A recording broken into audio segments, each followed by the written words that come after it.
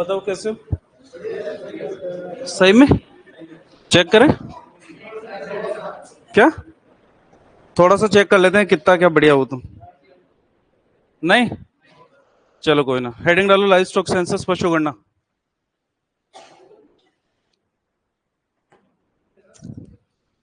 किसमें? बोल बोल, इधर बोल। तुम भी तो कहने वाले हो कि पूरी हो गई। हेडिंग डालोगे पशु गणना, लाइव स्टॉक सेंसस।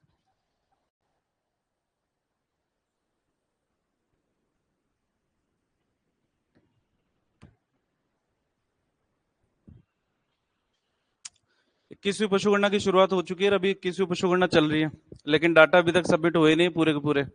31 मार्च तक करनी थी, फिर हुई नहीं तो 15 मार्च तक बढ़ाएगी, 15 अप्रैल तक बढ़ाएगी, 15 अप्रैल के बाद में 30 अप्रैल तक बढ़ाएगी। लेकिन अभी तक भी पशु गणना हुई नहीं है। राजस्थान की स्पेशली अगर बात करते हैं तो अभी भी 200 के आसपास गांव बाकी चल रहे हैं। तो मुझे नहीं लगता कि आपके एग्जाम होने तक पुरानी ये नई पशु गणना के डाटा आएंगे, इसलिए अपन बात कर रहे हैं पुरानी पशु गणना की। ठीक है ना? तो पशु उत्पादन आंकड़े जो है हमारे पास में मिल्क प्रोडक्शन के हैं, उसके अलावा बात करते हैं मीट प्रोडक्शन, एग प्रोडक्शन और वूल प्रोडक्शन। ये चार आंकड़े हमारे पास में वो 2023-24 के आ चुके हैं। तो वो वाले आंकड़े तो पढ़ेंगे नहीं, और पशु गणना पढ़ेंगे पुराने वाली। क्लियर? ठीक है। छोटी छोटी बातें। भारत में प्रथम पशु गणना की अगर बात करते हैं, वो हुई थी 1919-1920। कब हुई थी? 20वीं पशु गणना जब हुई थी हमारे पास में, तो 20वीं पशु गणना के अंदर हमने पशु गणना के 100 वर्ष पूरे किए हैं लास्ट टाइम पे। क्योंकि 20वीं पशु गणना जो हुई थी वो 2018 के अंदर हुई थी, और 2019 के अंदर जाकर पूरी हुई थी। लेकिन प्रथम पशु गणना ये भी अगर बात करते हैं तो ऐसा नहीं थी कि ऑल ओवर इंडिया के अंदर हुई थी। जो सेलेक्टेड रीजन थे सिर्फ उन्हीं के अंदर की गई थी। आजादी के बाद में प्रथम पशु गणना की अगर बात करते हैं,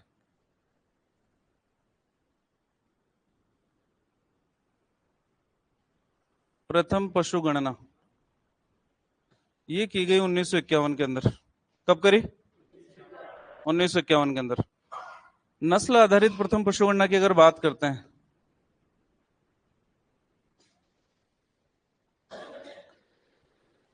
प्रथम पशु गणना ये की गई 2007 के अंदर, और इस पशु गणना का नंबर था 18वीं, 18th live stock census. 18th live stock census से पहले यानी कि जितनी भी 17 पशु गणना करी है उसके अंदर अपन ने ब्रीड का जिक्र नहीं किया। गिर है तो गाय बोल दिया, अगर साहिवाल है तो भी हमने गाय बोला, रेड सिंधी है तो भी हमने गाय बोला। लेकिन ब्रीड्स की सबसे पहले बात अपन ने किसके अंदर करी? 2007 के अंदर। कौन से नंबर की पशु गणना थी? 18वीं। 19वीं पशु गणना की अगर बात करते हैं,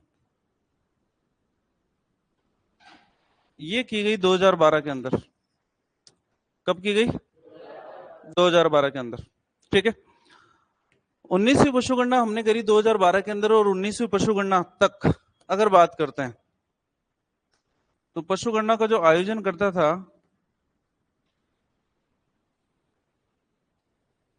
वो किया जाता रहा है राजस्व मंडल अजमेर के द्वारा। किसके द्वारा? पशु गणना का अंतराल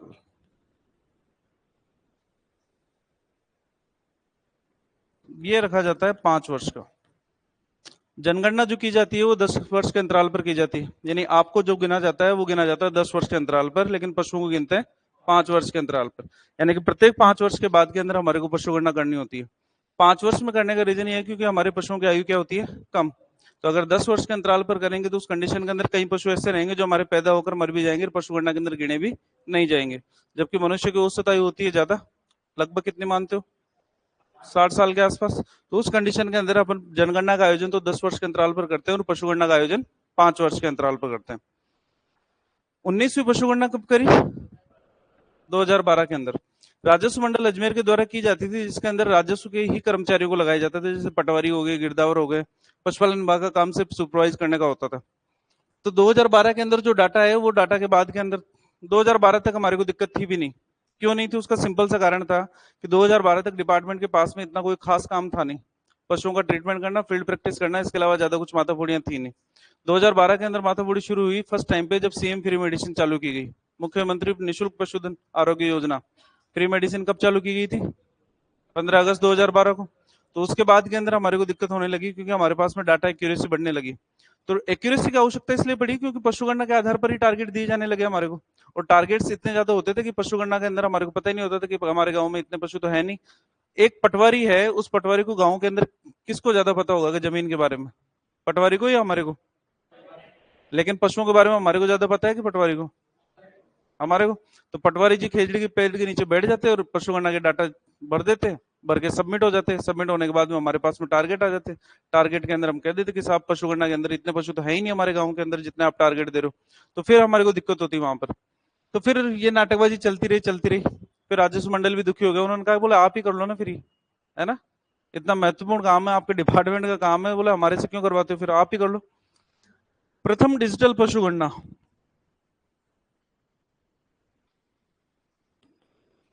डिजिटल पशु गणना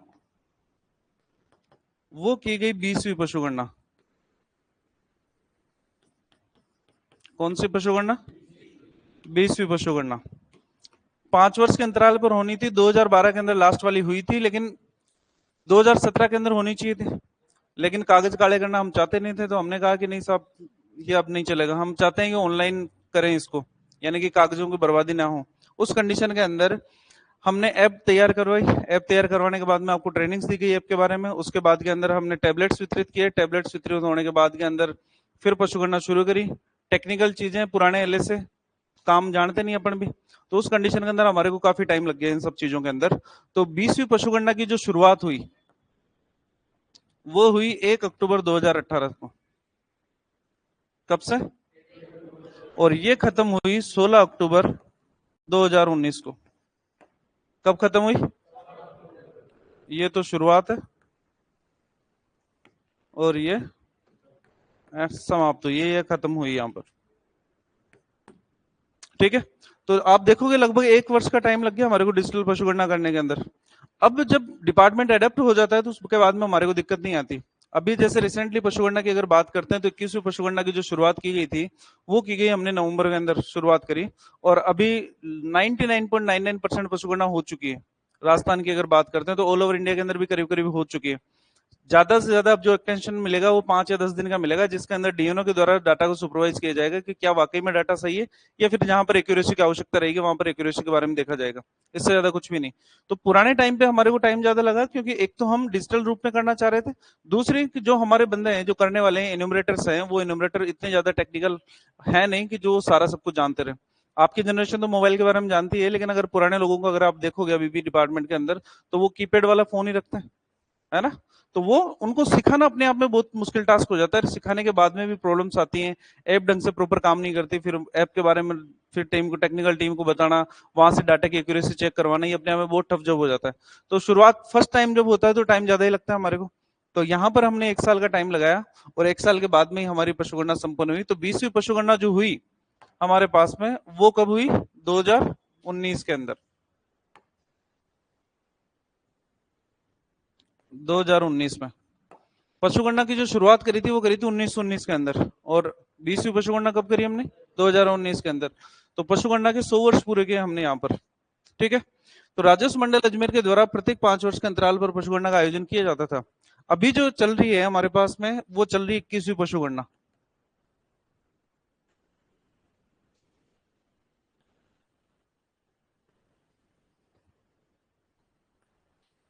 वर्तमान में चल रही है, और ये 2025 के अंदर डाटा आने के अंदर अपन टाइम लगेगा। जब डाटा आएंगे तो मुझे नहीं लगता कि आपको डाटा की आवश्यकता पड़ेगी इस वाले की। क्लियर?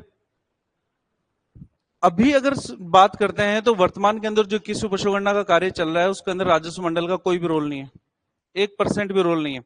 पुरानी पशुगणना के अंदर जो पेमेंट आता था जैसे कि न्यूमरेटर को या सुपरवाइजर को, वो बेसिकली राजस्व मंडल के पास में आता था, और राजस्व मंडल से फिर डिपार्टमेंट को, और डिपार्टमेंट फिर उसको इन्यूमरेटर्स के अंदर डिस्ट्रीब्यूट करने का काम करता था।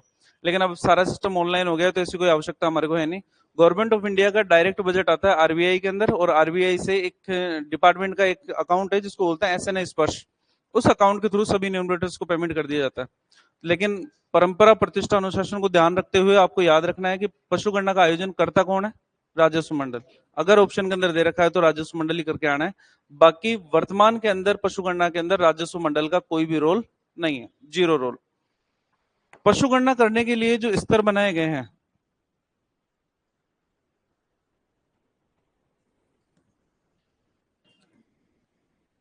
स्तर की अगर बात करते हैं तो सबसे फर्स्ट लेवल के ऊपर आता है इन्यूमरेटर, इसको बोलते हैं गणक। क्या बोलते हैं? गणक या प्रगणक बोलते हैं। सेकंड नंबर पे आते हैं सुपरवाइजर, इनको बोलते हैं पर्यवेक्षक। तीसरे नंबर पे आते हैं डीएनओ, इनको बोलते हैं डिस्ट्रिक्ट नोडल ऑफिसर।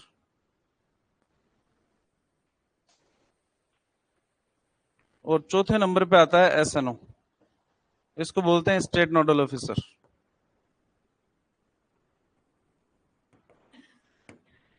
सारा काम ऑनलाइन कर रहे हैं वर्तमान के अंदर, ठीक है। तो जब सारा का सारा काम ऑनलाइन कर रहे हैं तो प्रत्येक स्तर के अंदर अपने स्क्रूटनी के लिए डाटा को चेक करने के लिए स्तर बना रखे हैं। डाटा एंट्री का जो कार्य करेगा, यानी पशु गणना का जो मेन कार्य करेगा, वो कौन करेगा? इन्यूमरेटर करेगा।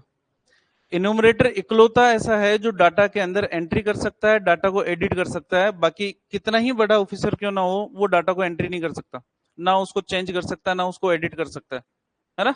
अगर इन्यूमरेटर ने कोई डाटा फीड कर दिया है, अगर वो गलती से सुपरवाइजर के पास में चला गया है, तो सुपरवाइजर भी उसको चेंज नहीं कर सकता। सुपरवाइजर उसको रिवर्ट करेगा इन्यूमरेटर के पास में, करेक्शन तो कौन करेगा? इन्यूमरेटर ही करेगा। वर्तमान के अंदर अगर बात करते हैं तो आपके डिपार्टमेंट के अंदर जितने भी एलएसआई हैं और वीएस, उनको हमने इन्यूमरेटर के रूप में बना रखा है। एक तहसील के ऊपर कम से कम 10 इन्यूमरेटर लगाए हैं हमने। पिछली बार पशु गणना के अंदर दिक्कत ये थी हमारे पास में कि बजट थोड़ा कम था, इस वजह से इन्यूमरेटर की संख्या हमारे को घटानी पड़ी, और एक एक इन्यूमरेटर के पास में 20-20 गांव आए। तो जब इतने सारे गांव आते हैं जहां पर अपना संस्था क्षेत्र भी नहीं होता, तो वहां पर फिर हमारे को डाटा की एक्यूरेसी गलत गड़बड़ हो जाती है। भाई एक तो जस्ट अपने ही गांव का करना जहां पर अपनी पोस्टिंग हो, और एक पड़ोस के 10 गांवों को और करना, तो 10 गांवों के, अपने गांव का तो अपने को पता है, लेकिन पड़ोस के 10 गांवों के बारे में तो एक्यूरेसी पॉसिबल नहीं है। तो वर्तमान के अंदर हमने इतने प्रगणक लगाए हैं कि प्रत्येक के पास में अपने अपनी संस्था क्षेत्र के गांव रहे, ज्यादा से ज्यादा नियरेस्ट जो उसका, बस इससे ज्यादा नहीं। उसके बाद के अंदर डाटा जो आता है, न्यूमरेटर जो डाटा सबमिट करेगा वो किसके पास में आएगा? सुपरवाइजर। सुपरवाइजर इस डाटा को चेक करेगा। चेक करने से मतलब है कि वो यहाँ पर चेक करेगा कि गांव का नाम तो सही है ना, जो ब्रीड उसने भरी है वो ब्रीड उसकी सही है ना, पशुपालक का नाम सही है, मोबाइल नंबर डाले हैं कि नहीं डाले, टैग नंबर डाले हैं कि नहीं डाला। तो पशुओं की सारी की सारी एंट्री को चेक करने का कार्य कौन करेगा? सुपरवाइजर। और सुपरवाइजर इस डाटा को सबमिट करेगा किसको? डीएनओ को। डीएनओ बेसिकली अगर बात करते हैं तो district nodal officer. District nodal officer यानी प्रत्येक डिस्ट्रिक्ट के ऊपर एक रहेगा, ये वाला है ना, एक डिस्ट्रिक्ट के ऊपर एक। तो वर्तमान के अंदर अगर बात करते हैं तो गहलोत सरकार के टाइम जो 50 जिले बनाए गए थे, तो उस टाइम पर 50 जिलों के हिसाब से पशुगणना का डाटा सेंट्रल गवर्नमेंट को भेजा गया था। तो डिपार्टमेंट में अभी 50 डीएनओ लगे हुए हैं। अब जिले खत्म हो जाने से सेंटर को फर्क नहीं पड़ता, अब तो उन्होंने जो मैपिंग कर दी वो मैपिंग करी थी, उसका कुछ नहीं हो सकता। तो वर्तमान के अंदर 50 डीएनओ है 50 डिस्ट्रिक्ट के लिए, जो as a district nodal officer काम कर रहे हैं। डीएनओ जो डाटा सबमिट करता है वो डाटा सबमिट होता है एसएनओ को। एसएनओ स्टेट नोडल ऑफिसर की अगर बात करते हैं तो वर्तमान के अंदर स्टेट के ऊपर एक ही नोडल ऑफिसर रहेगा। इस टाइम पे अगर बात करें doctor Sunita सेजरा,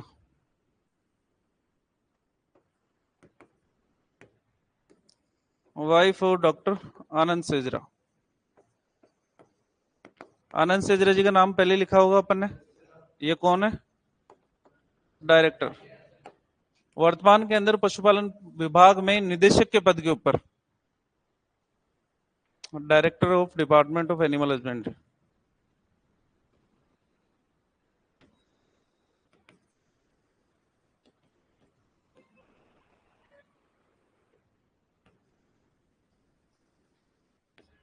department animal husbandry department में वर्तमान के अंदर प्रॉपर डायरेक्टर हमारे पास में है नहीं, लेकिन एक्स्ट्रा चार्ज दे रखा आनंद सेजरा जी को, और एसएनओ बना रखा हमने डॉक्टर सुनीता सेजरा जी को। तो रिवर्जन जो होगा यहाँ पर कि किसी भी लेवल पे अगर डाटा की एक्यूरेसी के अंदर फर्क आता है तो ये डाटा जाएगा सीधा के सीधा इन्यूमरेटर के पास में। इन्यूमरेटर डाटा सबमिट करेगा सुपरवाइजर को, सुपरवाइजर डीएनओ को, डीएनओ करेगा एसएनओ को। तो एसएनओ को लेवल तक डाटा चेक होगा, 4 स्तर बना रखे हैं हमने। एसएनओ से एक बार अगर डाटा अप्रूव हो गया है, डाटा अगर सेंट्रल गवर्नमेंट को चला गया है, फिर उसके अंदर कोई भी करेक्शन नहीं होगा। अगर हमारे को चाहते हैं कि करेक्शन की अगर बात करें तो जैसे रिसेंटली अगर बात करते हैं तो प्रतापगढ़ एरिया के अंदर हमने याक और मिथुन, है ना, बहुत है अपने प्रतापगढ़ एरिया के अंदर। तो इन्यूमरेटर ने भर दिए याक और मिथुन, अब क्या करें, उसका भर दिए तो भर दिए, लेकिन सुपरवाइजर ने चेक नहीं किया, सुपरवाइजर ने चेक नहीं किया तो वो डीएनओ लेवल पे आ गया, डीएनओ ने जब साहब ने भी चेक नहीं किया तो एसएनओ लेवल पे चला गया। अब उस टाइम पे क्या है था इसके अंदर कि नियम तो ये कहता है कि पशु गणना की प्रत्येक डाटा एंट्री को सुपरवाइजर को चेक करना है, यानी एक एक हाउस होल्ड की एंट्री को चेक करना है। तो पिछली पशु गणना के अंदर तो ये था कि एक एक हाउस होल्ड की एंट्री को चेक किए बिना गांव के सबमिट होता ही नहीं था। वर्तमान के अंदर जो सबसे छोटी यूनिट बनाएगी वो बनाएगी विलेज लेवल की, यानी कि एक विलेज को आप सबमिट कर सकते हो पूरा का पूरा। तो ना तो इन्यूमरेटर जी ने देखा, ना सुपरवाइजर जी ने देखा, ना डीएनओ जी ने देखा, ना एसएनओ जी ने देखा, और वो याक चले गए सेंट्रल गवर्नमेंट के पास में। उन्होंने कहा कि तुम्हारे राजस्थान के अंदर याक, वो वहां पर कुल्लू मनाली वाले याक है कि तुम्हारे पास में, तो वो डाटा रिवर्सन होगा तभी करेक्शन होगा। अपने यहाँ पे राजस्थान के अंदर ना तो याक पाए जाते हैं ना मिथुन पाए जाते हैं, दोनों ही नहीं है अपने यहाँ पर। ठीक है, तो ये लेवल बना रखे हैं। किसी भी लेवल पे अगर डाटा को कैंसिल किया जाएगा, अगर एसएनओ लेवल पे भी डाटा को कैंसिल किया जाएगा तो डायरेक्ट किसके पास में जाएगा, इनोमरेटर के पास में।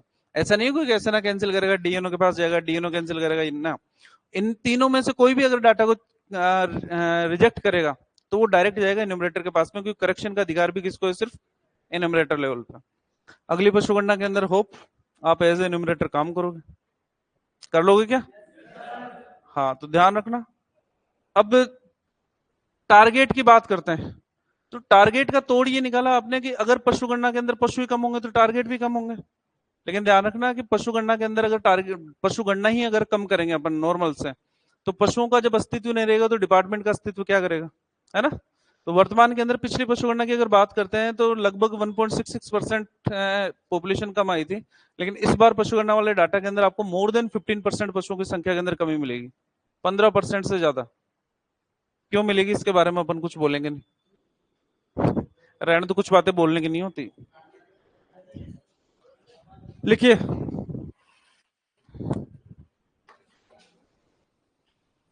सर ऑफलाइन भी चल रही है क्लास, बिल्कुल। आखिर काफी दिनों से इंतजार था इस टॉपिक का, वो बुलाई गया, बिल्कुल सर। राधे राधे, लाइव वालों को गुड मॉर्निंग, जय श्री श्याम, राधे राधे भाई।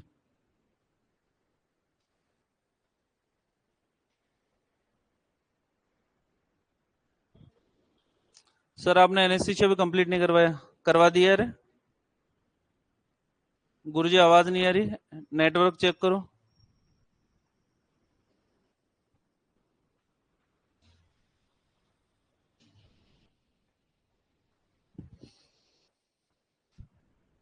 राधे राधे सर।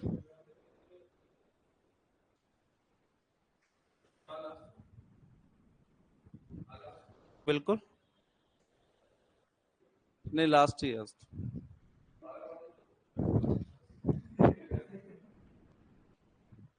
बच्चों को मार्गदर्शन दो आज लास्ट क्लास है, मार्गदर्शन।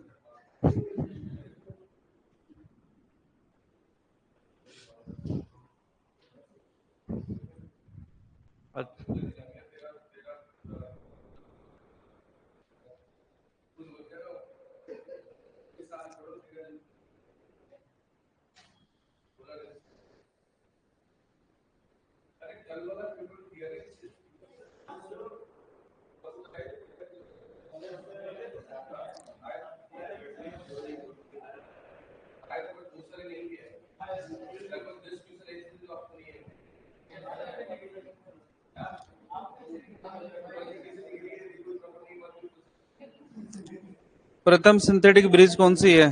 फ्रिजवेल।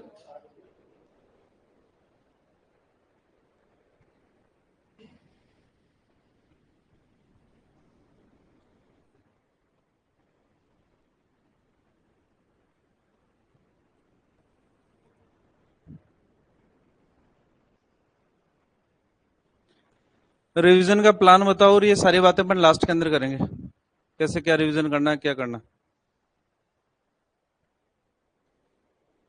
अभी पशु गणना की बात करेंगे।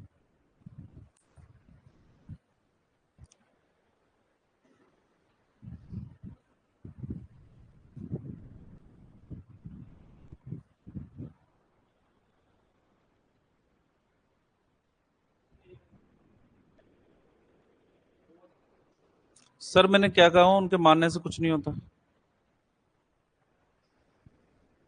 मैं कितनी बार बोलता हूँ कि अपन ने जो लिखा है वो बिल्कुल, बस बात ही खत्म हो जाती वहां।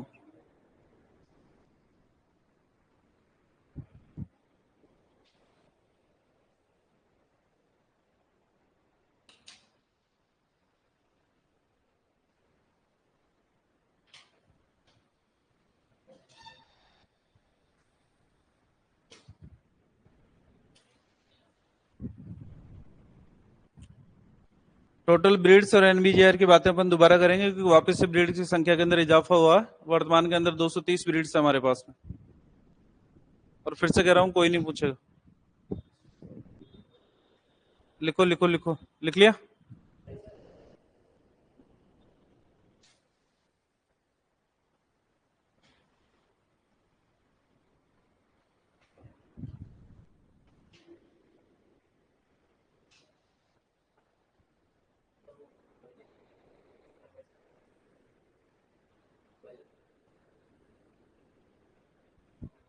यही इंटरव्यू और क्या?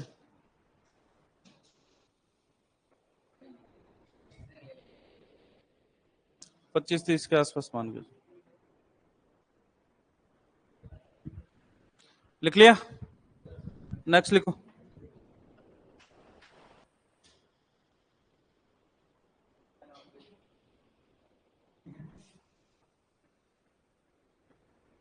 क्या?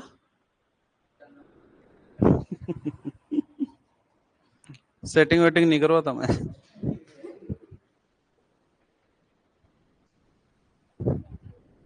डिपार्टमेंट का रोल नहीं है उसके अंदर, बेसिकली वो प्राइवेट कंपनी के थ्रू ही होता है ना, तो डिपार्टमेंट आपको पे करेगा, डिपार्टमेंट कंपनी को पे करेगा, इसलिए डिपार्टमेंट का रोल ही नहीं है उसके अंदर।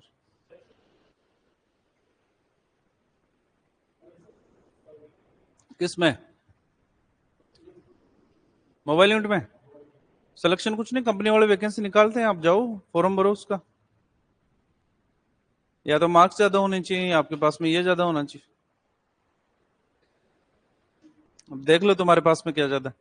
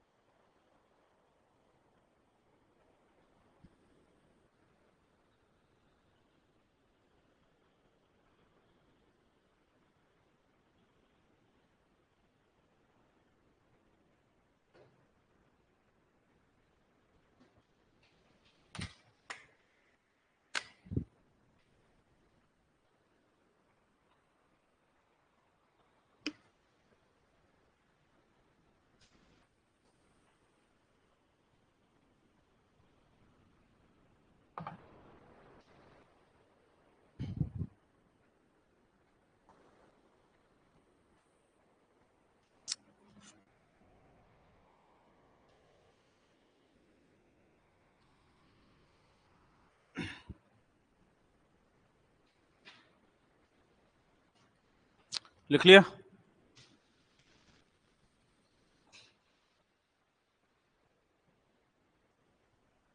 एक सारणी बनाना चाह रहे हैं हम यहाँ पर, और बात करना चाह रहे हैं 20वीं पशुगणना की। सारणी के अंदर सबसे पहले लिखेंगे अपन पशु, यानी कौन कौन से पशु है जिनको गिना है हमने। दूसरे नंबर पर लिखेंगे भारत में पशुधन, यानी भारत में कितनी संख्या के अंदर पाए जाते हैं।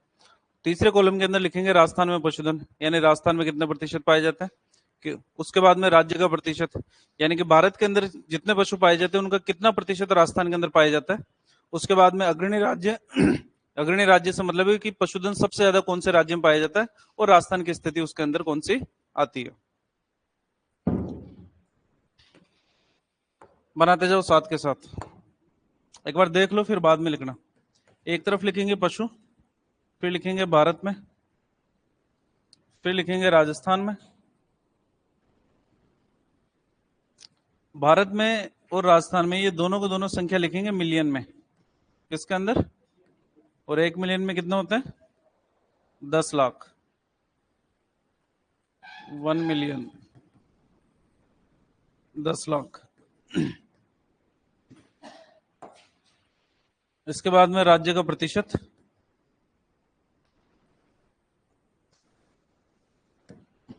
उसके बाद में अग्रणी राज्य,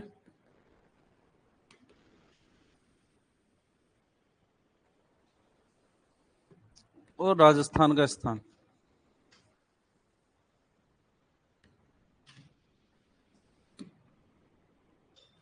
पशु सबसे पहले जैसे गाय की बात करेंगे अपन यहाँ पर, तो भारत के अंदर कितने गायें हैं और राजस्थान में कितने गायें हैं, ठीक है।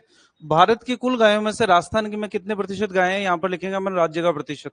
गायों की संख्या के अंदर सबसे पहला स्थान किसका है, यहाँ पर उसका नाम लिखेंगे, और पहले स्थान अगर राजस्थान का नहीं है तो राजस्थान का स्थान कौन सा है वो यहाँ पर लिखेंगे अपन। क्लियर, बनाइए सारणी।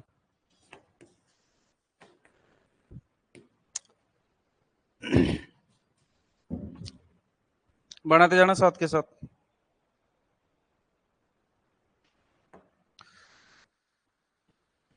सबसे पहले हमारे पास में गाय, भारत के अंदर संख्या की अगर बात करते हैं तो 192.49 मिलियन है।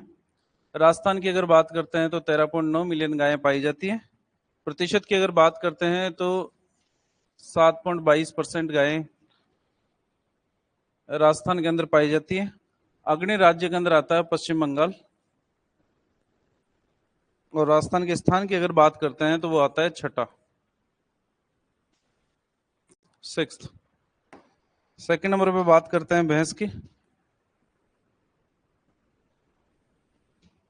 109.85 मिलियन, 13.69। परसेंटेज की अगर बात करते हैं तो 12.47। अग्रणी राज्य की अगर बात करते हैं तो यूपी, और राजस्थान का स्थान है सेकंड। भैंस के बाद में बात करते हैं भेड़ की, 74.26 मिलियन, राजस्थान के अंदर पाई जाती है 7.90 मिलियन। प्रतिशत की अगर बात करते हैं तो 10.64%। सबसे ज्यादा भेड़ें पाई जाती है तेलंगाना के अंदर, और राजस्थान के स्थान की अगर बात करते हैं तो वो आता है चौथा, 4th।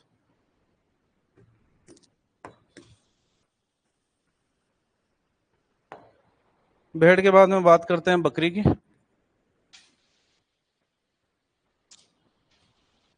148.88 मिलियन बकरियां हैं, जिसके अंदर से 20.8 मिलियन राजस्थान के अंदर पाई जाती है। प्रतिशत की अगर बात करते हैं तो 13.97%।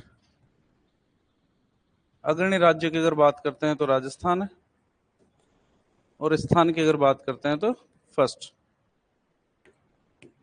बकरी के बाद में बात करते हैं सूअर की। सूअर बेसिकली पाए जाते हैं 9.06 मिलियन, 0.15 मिलियन पाए जाते हैं राजस्थान के अंदर, जो सिर्फ 1.65% है। प्रथम स्थान की अगर बात करते हैं तो वो है असम, आसाम। और बात करते हैं स्थान की राजस्थान की तो वो आता है 18वां। सूअर के बाद में बात करते हैं ऊंट की, 0.25 मिलियन है, जिसके अंदर से 0.21 मिलियन पाए जाते हैं राजस्थान के अंदर, जो बेसिकली 85.20% है। राजस्थान का स्थान है पहला, फर्स्ट रैंक।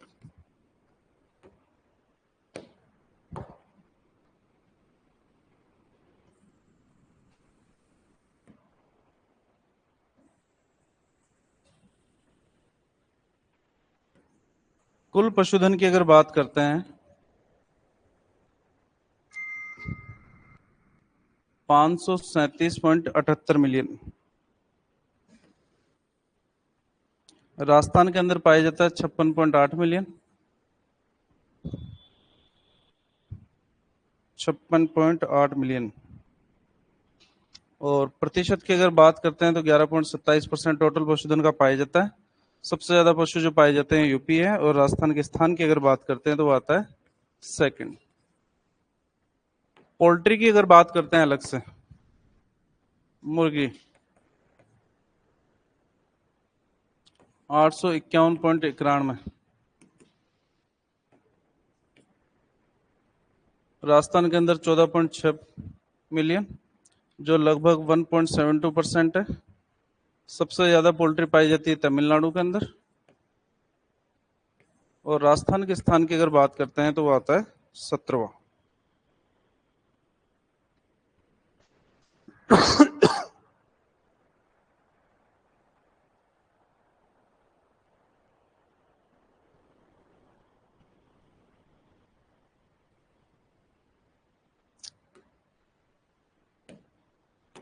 भारत के अंदर कुल पशुधन में वृद्धि हुई है 4.8% की, प्लस 4.8% की।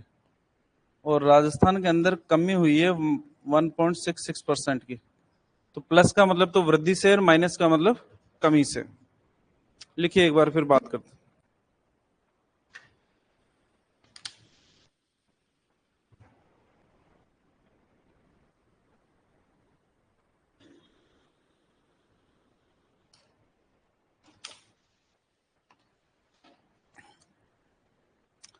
सर कैमल तो 0.213 लिखा है।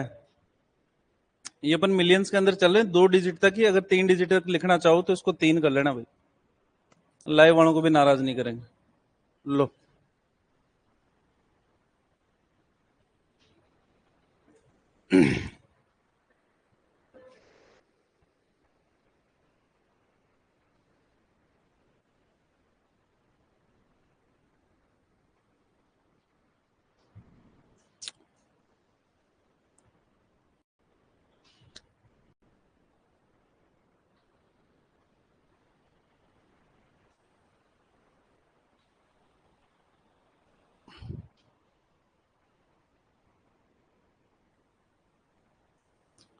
सारणी के अंदर घोड़े नहीं लिखे अपन ने, याक नहीं लिखे हैं, पोनीज नहीं लिखे हैं अपन ने, है ना।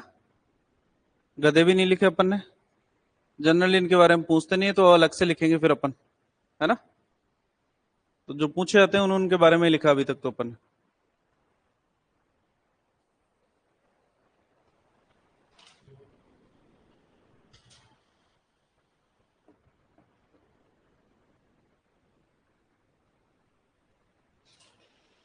इंडिविजुअल डिटेल्स मेरे को लगता नहीं कि आपसे पूछी जाएगी। हमारे से या तो जनरली जो पूछे जाते हैं, या तो पूछा जाता है कि प्रथम स्थान कौन से पशु के अंदर किसका है, या फिर राजस्थान की रैंक कौन सी है। प्रतिशत के अंदर जल्दी से जाते नहीं है, लेकिन बुक्स में क्वेश्चन दे रखे हैं तो करना है अपने को, तो ध्यान रखोगे।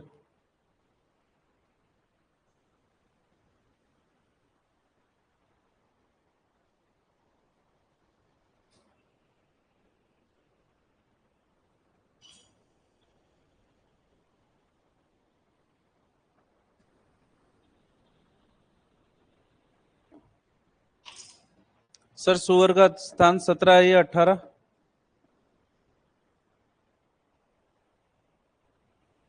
लिखा क्या है अपन ने?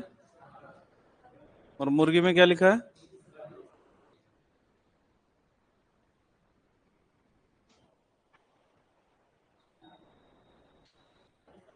ये तो अपन ने बात करी है किसके लिए, कंपैरिजन किसके साथ में किया है अपन ने? भारत के डाटा के साथ में राजस्थान का कंपैरिजन है अपने वाला। आगे जो कंपैरिजन हम करने वाले हैं वो करने वाले हैं 19वीं पशुगणना और 20वीं पशुगणना के बीच के अंदर, कि 19वीं पशुगणना के अंदर कितने पशु थे और 20वीं पशुगणना के अंदर कितने पशुओं के पाए गए हैं। उसके साथ में उनके अंदर वृद्धि या कमी कितनी हुई है, इसके साथ में बात करेंगे अपन इसके अंदर। तो जब राजस्थान लेवल पे बात करते हैं तो हम जिलों के स्तर तक जाते हैं, कि जिले के अंदर कौन से जिले के अंदर सबसे ज्यादा पशु पाए जाते हैं, और सबसे कम पशु कौन से पशु के अंदर पाए जाते हैं, कौन से जिले में पाए जाते हैं।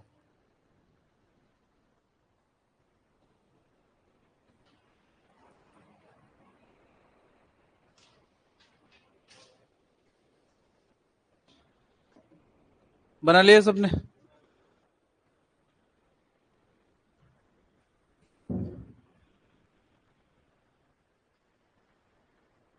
तो रैंक वगैरह याद रखनी है हमारे को, ध्यान रखना। एलपीएम के अंदर ब्रीड्स करवाई थी उस टाइम पे भी लिखा था अपन ने, लिखी थी ना स्थान वगैरह अपन ने, तो थोड़ा थोड़ा सा आइडिया रखना वहां से भी।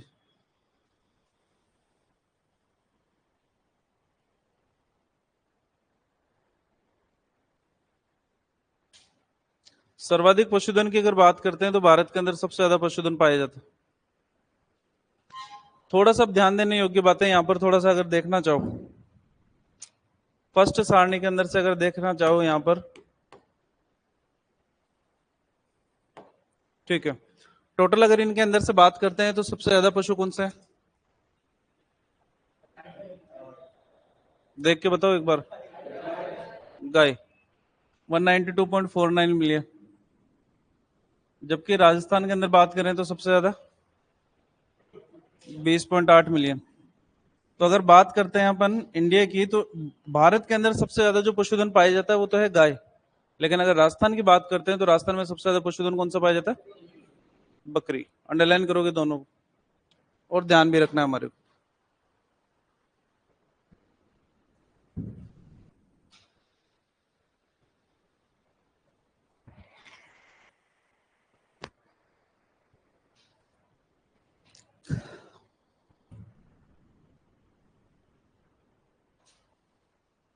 ठीक है ना।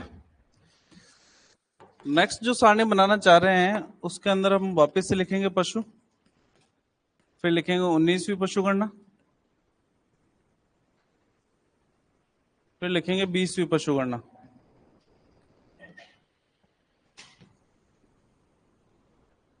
फिर लिखेंगे संख्या में कमी या फिर वृद्धि, कि कितने प्रतिशत की कमी हुई है, कितने प्रतिशत की वृद्धि हुई है। फिर लिखेंगे कुल पशुधन का प्रतिशत।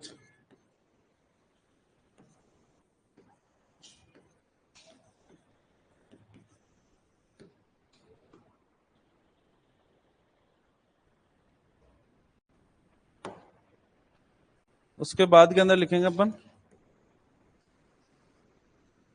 राजस्थान में सर्वाधिक तो कहां पर पाए गए और न्यूनतम कहां पर पाए गए।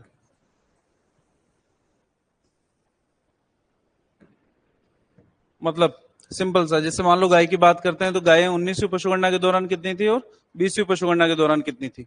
तो दोनों के बीच में कंपैरिजन करें तो संख्या के अंदर कितने प्रतिशत की कमी हुई है, वृद्धि हुई है। ठीक है। इसके बाद के अंदर कुल पशुधन का, कि राजस्थान के अंदर टोटल जो पशुधन पाया जाता है तो उसके अंदर से कितने प्रतिशत तो गायें हमारे पास में। यहाँ पर क्या आएगा, कुल पशुधन का प्रतिशत। गायें सबसे ज्यादा कौन से जिले के अंदर पाई जाती है, सबसे कम कौन से जिले के अंदर पाई जाती है। क्लियर, लिखिए सर।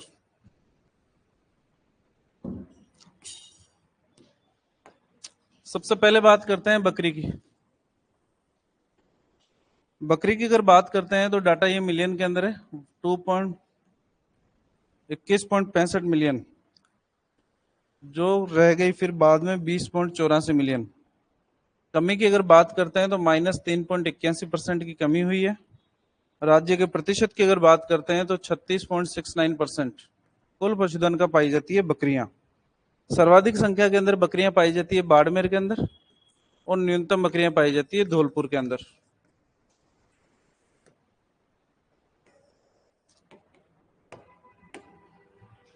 बकरी के बाद में बात करते हैं गाय की। 19वीं पशुगणना के अंदर गायें थी 13.33,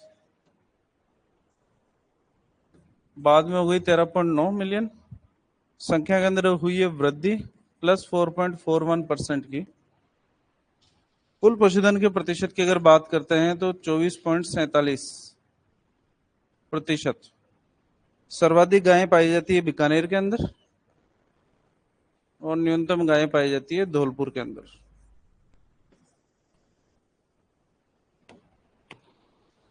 गाय के बाद में बात करते हैं भैंस की। भैंसों की संख्या थी 12.97 मिलियन, जो बढ़कर हो गई 13.7 मिलियन या 70 मिलियन। वृद्धि हुई 5.53% की। कुल पशुधन के प्रतिशत की अगर बात करते हैं तो 24.12%। सर्वाधिक भैंसें पाई जाती है जयपुर के अंदर, न्यूनतम भैंसें पाई जाती है जैसलमेर के अंदर।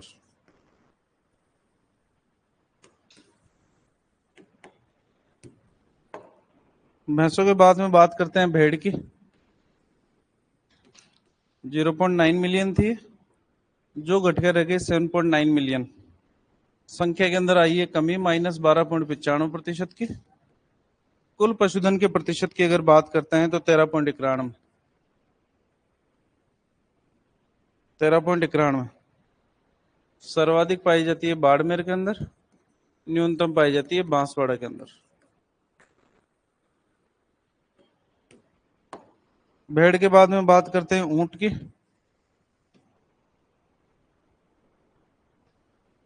3.25 लाख, यहां पर अब डाटा लाख के अंदर लिख रहे हैं, और 2.13 लाख, -34.69% की हुई है कमी। कुल पशुधन के प्रतिशत की अगर बात करते हैं तो 0.37% है। सर्वाधिक जो ऊंट पाए जाते हैं वो जैसलमेर के अंदर है, न्यूनतम ऊंट पाए जाते हैं प्रतापगढ़ के अंदर।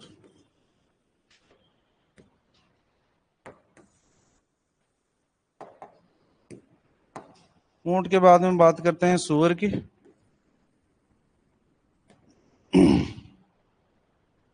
2.37 लाख, 1.55 लाख। कमी की अगर बात करते हैं तो -34.87%।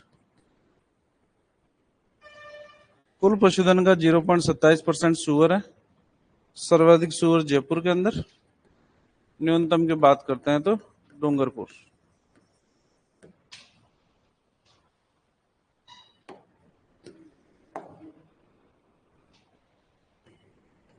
घोड़ों की अगर बात करते हैं तो 0.37 लाख, रह गए 0.34 लाख। परसेंटेज की अगर बात करते हैं तो -10.85 कमी हुई है।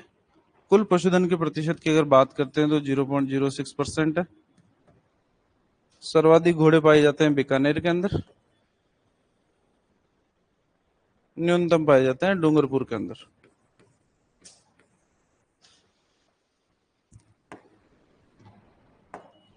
गधों की अगर बात करते हैं तो इसका डाटा है नहीं हमारे पास में, 0.23 लाख है। संख्या के अंदर कमी हुई है 71.31% की, 0.04% है। सबसे ज्यादा गधे पाए जाते हैं बाड़मेर के अंदर, न्यूनतम पाए जाते हैं टोंक के अंदर।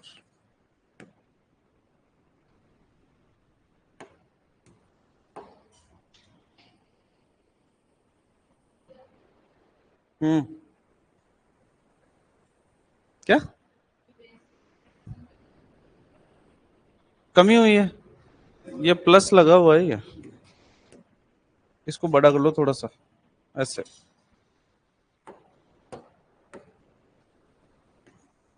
कुल की अगर बात करते हैं टोटल की, तो 57.73 मिलियन थे हमारे पास में पशु, जो घट के रह गए 56.8 मिलियन।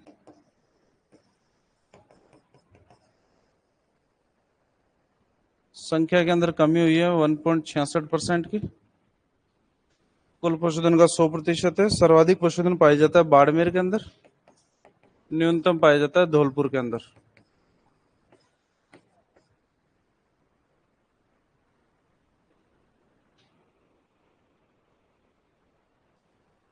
पोल्ट्री अपने पास में लिखी रखा है अपन,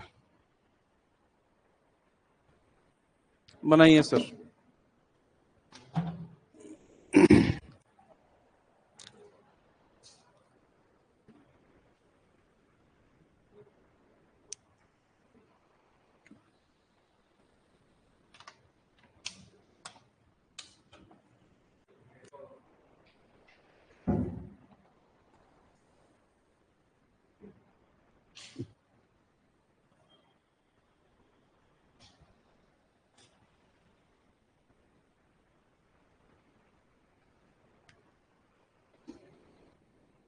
सर गधे सबसे ज्यादा जयपुर में नहीं है क्या? नहीं सर, बाड़मेर में ही। सर इनको याद कैसे करें? अब ये तो तुम्हारी प्रॉब्लम है भाई, मेरे को भी याद नहीं हुआ।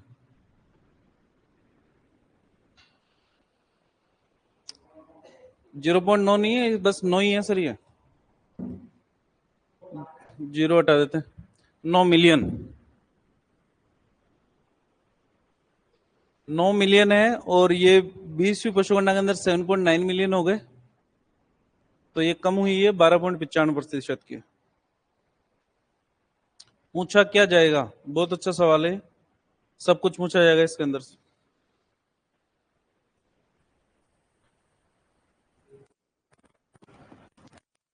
ध्यान इसके अंदर ये रखना है कि ये जो डाटा लिखा है ये अपन ने पुराने जिलों के हिसाब से लिखा है। नए जिले इसके अंदर इंक्लूड किए नहीं है, क्योंकि इंडिविजुअल नए जिलों के हिसाब से डाटा आएगा नहीं। अब जो आएगा डाटा 21वीं पशुगणना का, वो नए जिलों के हिसाब से आएगा, जिससे हमारे को मतलब है नहीं। किसमें? सुअर के अंदर -34.87%। कुल पशुधन का 0.27%, जयपुर और डूंगरपुर।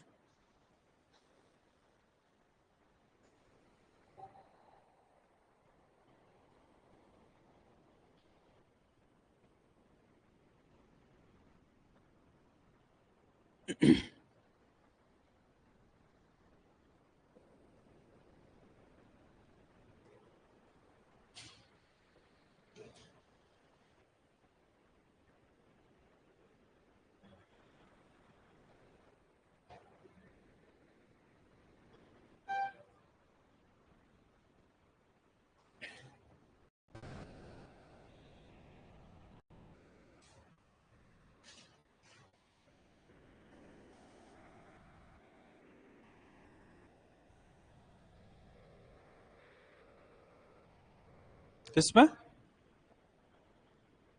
इसमें 34.87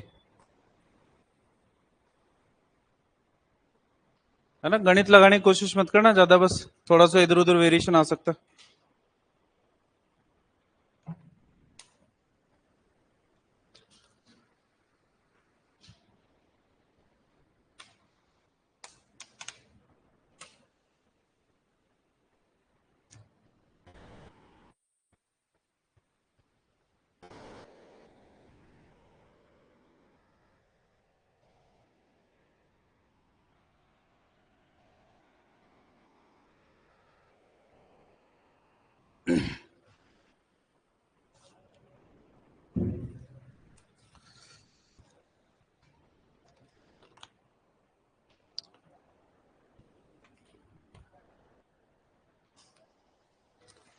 लिख लिया सबने?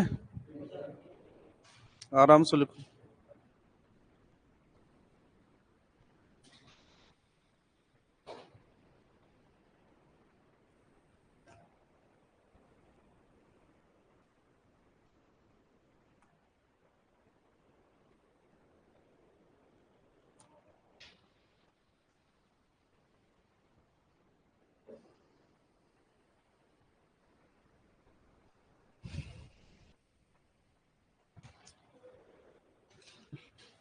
लिख लिया?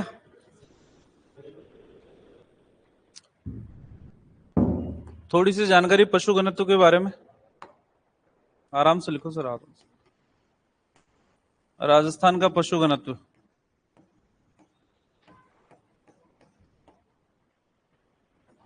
19वीं पशुगणना और 20वीं पशुगणना।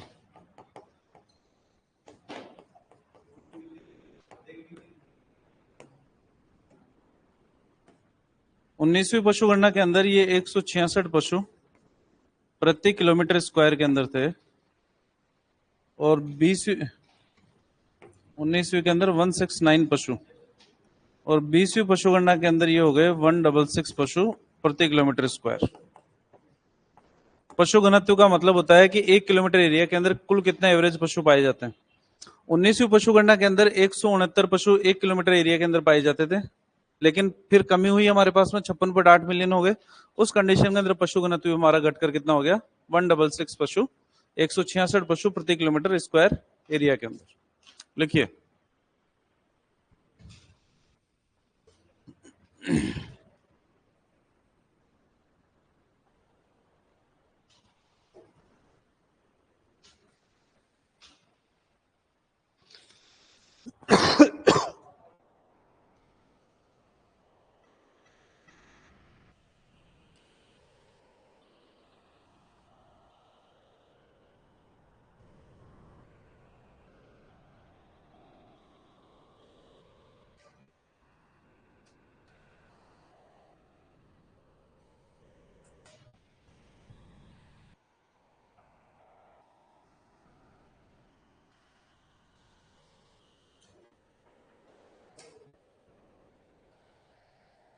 लिख लिया?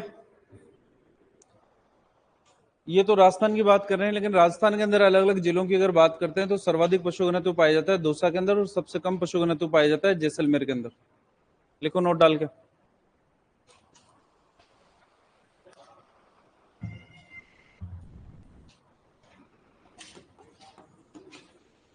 राजस्थान में सर्वाधिक पशु घनत्व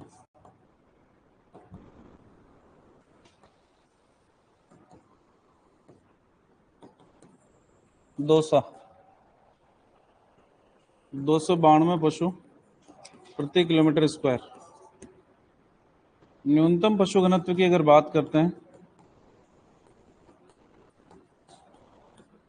वो पाया जाता है जैसलमेर के अंदर।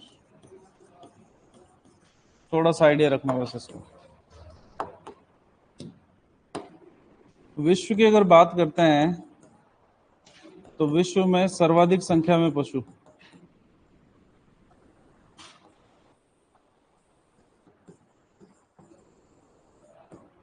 वो पाए जाते हैं भारत के अंदर।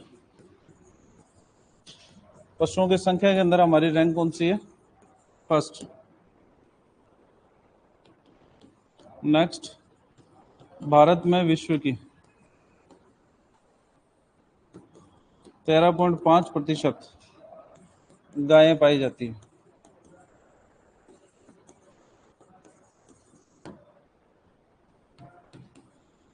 भारत में विश्व की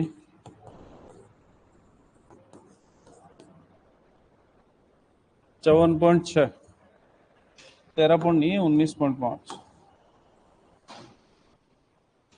ये है 54.6% भैंसें पाई जाती है।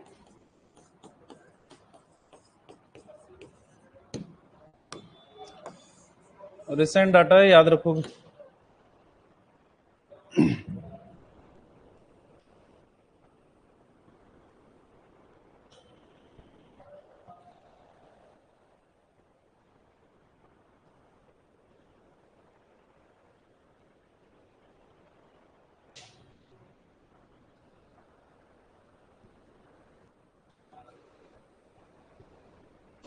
सर कितने बजे से स्टार्ट है क्लास? 7 बजे से।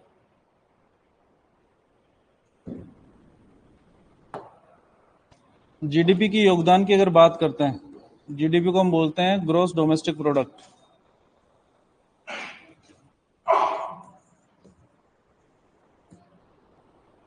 शुद्ध हिंदी के अंदर सकल घरेलू उत्पाद।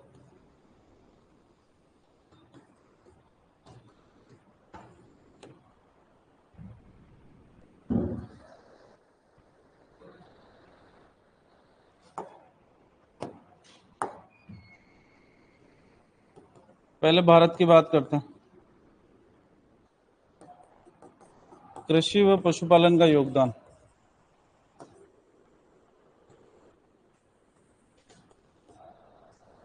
लगभग आता है 25.8%।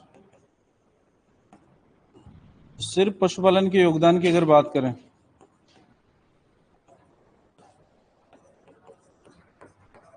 ये आता है 4.5% के आसपास। राजस्थान की जीडीपी में पशुपालन का योगदान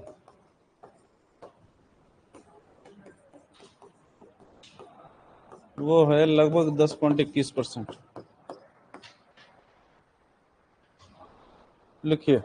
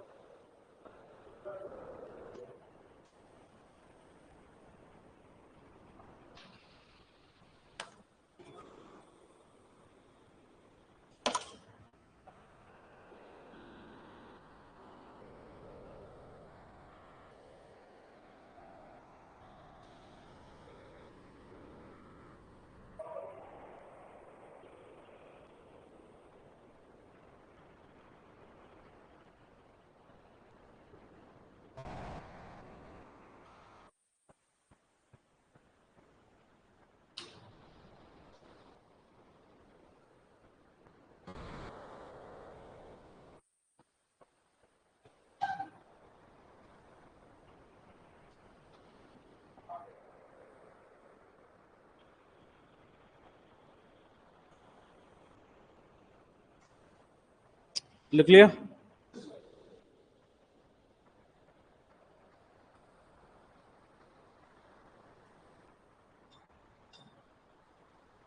ये तो हो गई पशु गणना की बातें। हेडिंग डालो पशु उत्पादन आंकड़े।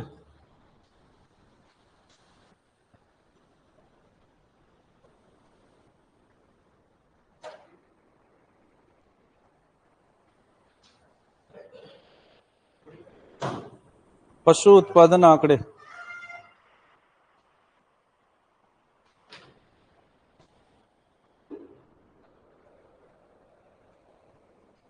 क्या?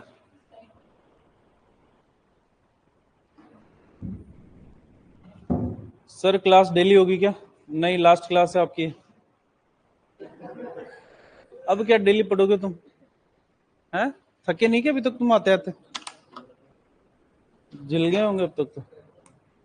हेडिंग डालो पशु उत्पादन आंकड़े।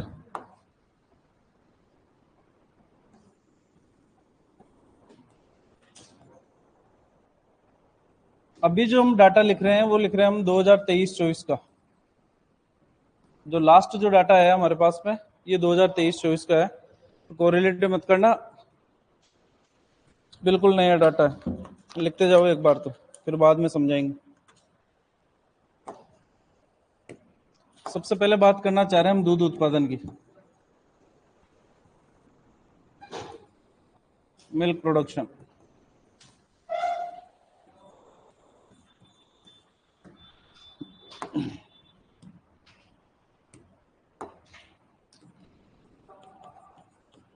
भारत में कुल दूध उत्पादन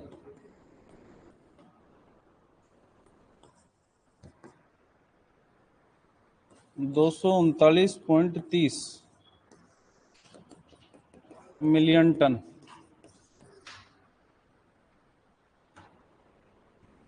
दूध उत्पादन में भारत का विश्व में स्थान,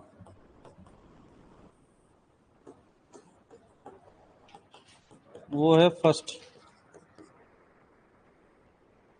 पिछले वाले डाटा से अगर कंपेयर किया जाए तो 3.78% की दूध उत्पादन के अंदर क्या हुई है, वृद्धि हुई है।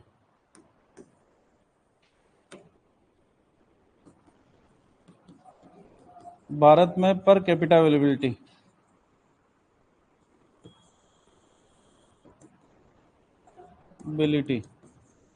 इसको बोलते हैं प्रति व्यक्ति उपलब्धता।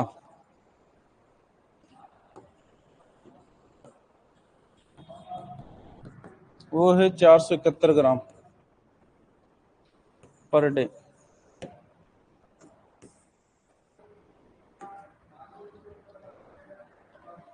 इसके अलावा अगर बात करते हैं सर्वाधिक दूध उत्पादन की,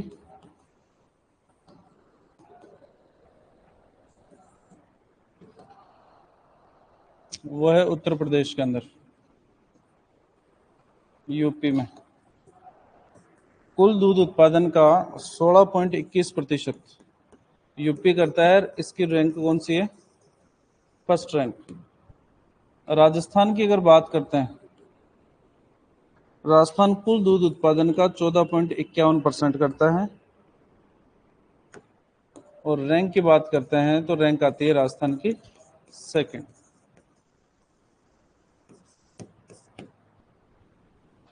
सेकंड रैंक।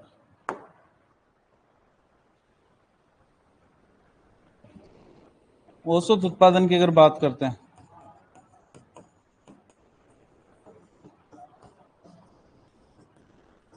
एक्सोटिक या क्रॉस ब्रीड कैटल से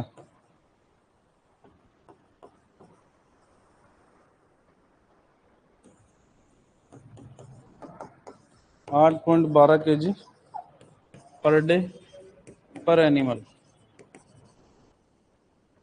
और अगर बात करते हैं इंडिजिनस से 4.01 kg पर डे पर एनिमल। ये एवरेज मिल्क यील्ड है हमारे पास में।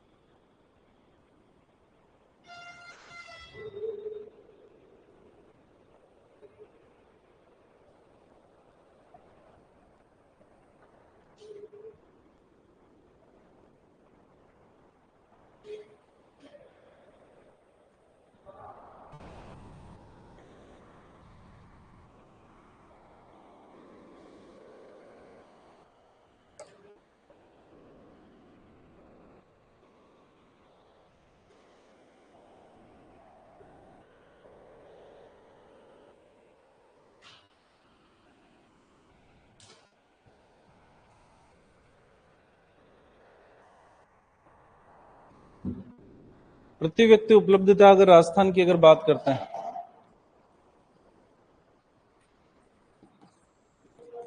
904 ग्राम पर डे राजस्थान के लिए ये वाली, लेकिन ये 2022-23 का डाटा है, ये वाला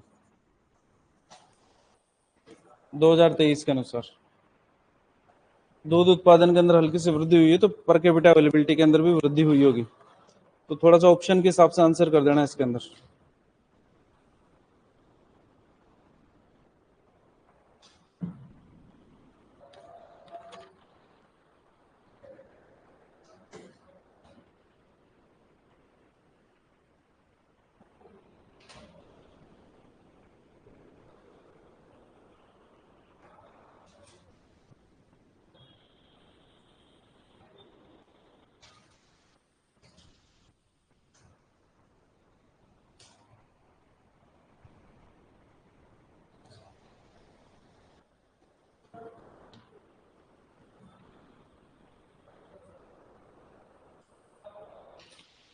लिख लिया?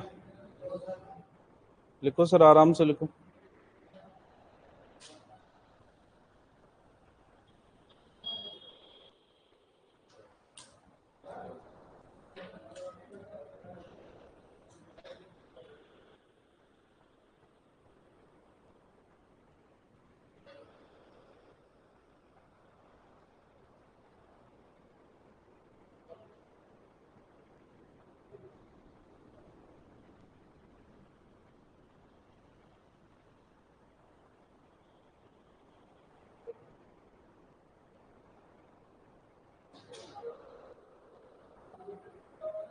हम्म, 2024 के अंदर राजस्थान के अंदर गूगल जी बता रहे हैं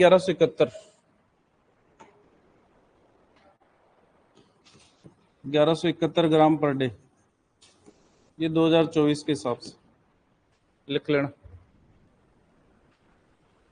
1171 ग्राम पर डे।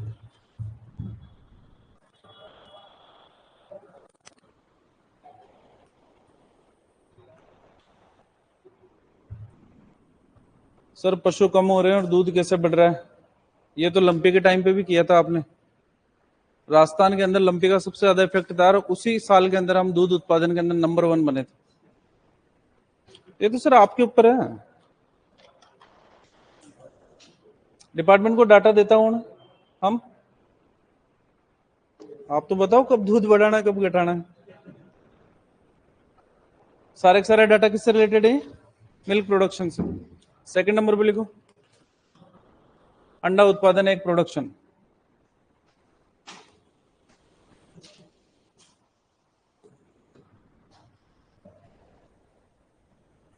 एक production.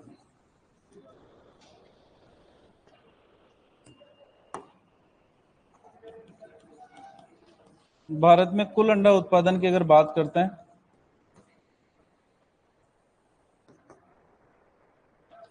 142.77 billion.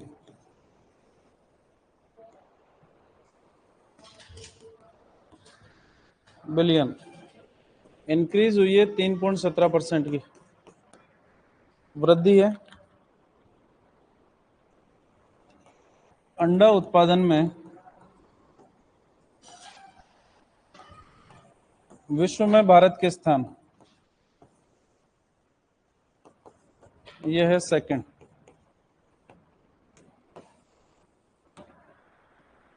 Per capita availability की अगर बात करते हैं, सर्वाधिक अंडा उत्पादन करते हैं पहले।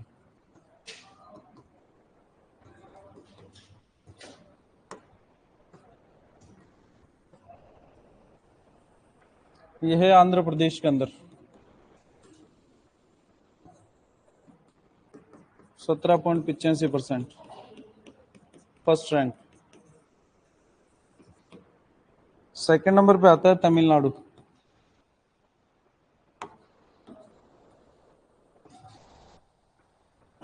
कुल अंडा उत्पादन का 15.64%, सेकंड रैंक।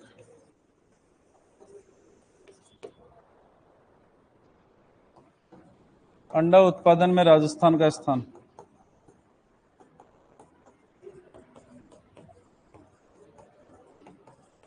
वो आता है 13वां। पर कैपिटा अवेलेबिलिटी की अगर बात करते हैं,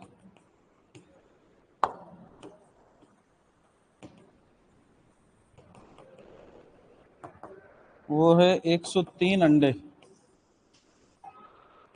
एक साल के अंदर। तो आपके खाने के लिए 103 अंडे अवेलेबल हैं, है ना? पर डे नहीं, पर ईयर। एक साल के अंदर 103 अंडे खा सकते हो आप। आप नहीं खाओगे तो कोई दूसरा खाएगा, लेकिन खाएगा तो जो है ना, तो बैलेंस बना रहेगा सर।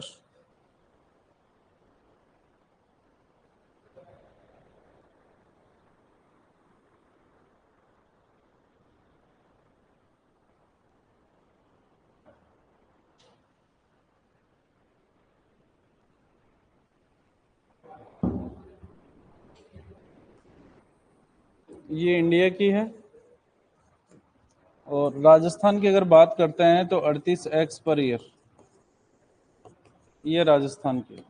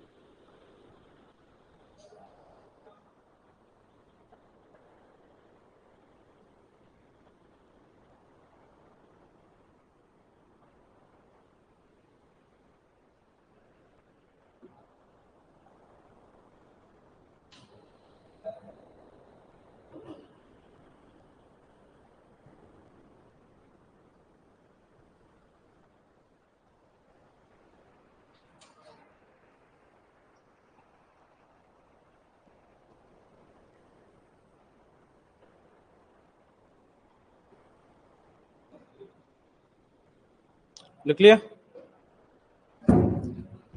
नेक्स्ट लिखो मांस उत्पादन, मीट प्रोडक्शन। आराम से लिखो सर, आराम से।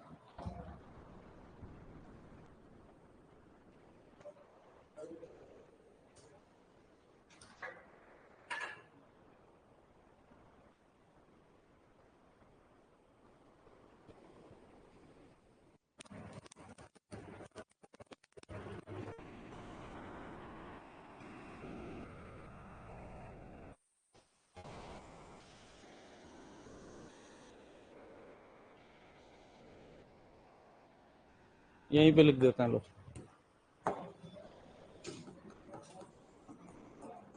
मांस उत्पादन,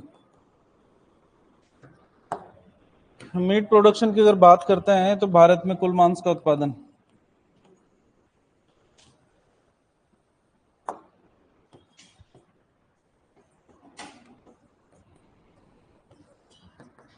10.25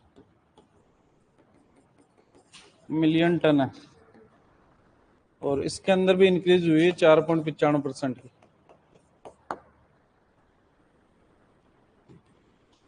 मांस उत्पादन में विश्व में भारत का स्थान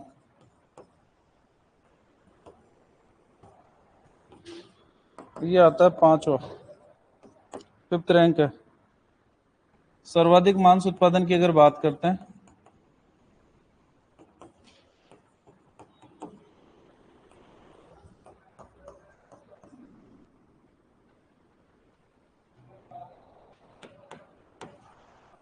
वो है पश्चिम बंगाल,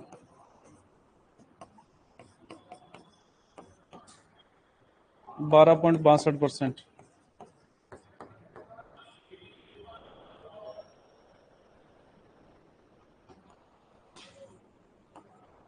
स्पीसीज के अनुसार मांस उत्पादन की अगर बात करते हैं,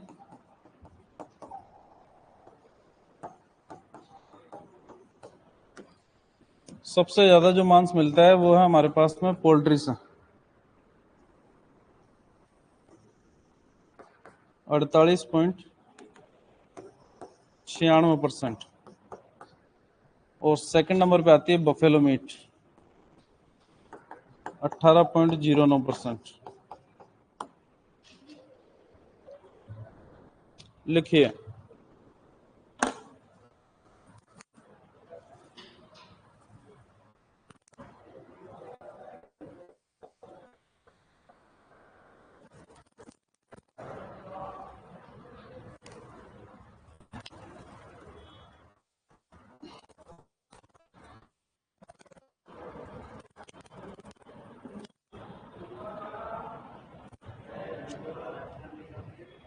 क्या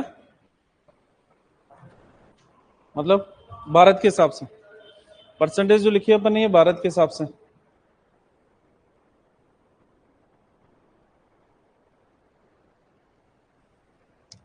तुमने चाय के लिए याद क्यों नहीं दिला रहे? चाय कौन पिएगा? Cold T? ज्यादा ठंडी हो गई, रहने दो।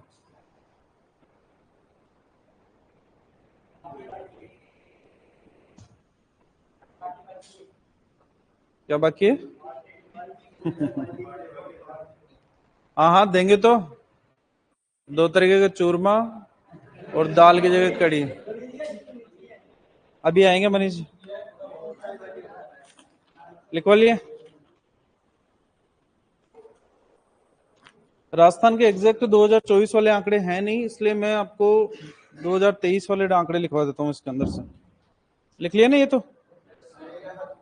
लिखो लिखो लिखो लिखो। कहाँ पे चला गया?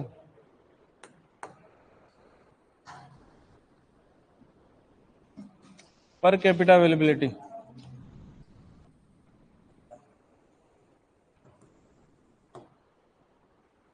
मीट के लिए लिख रहे हैं अपन।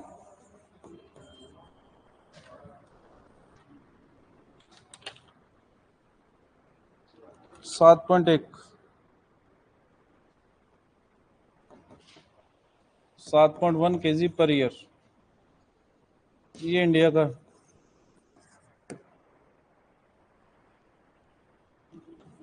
2.58 kg पर ईयर, ये राजस्थान का है। लेकिन ध्यान रखना है 2023 का है डाटा। पहले बता रहा हूँ, तुम फालतू इधर उधर करते रहो फिर।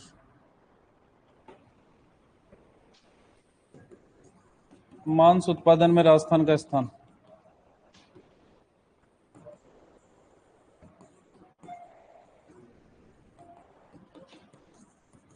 बारहवां।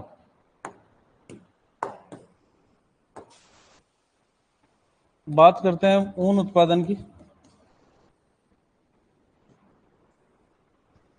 वूल प्रोडक्शन की।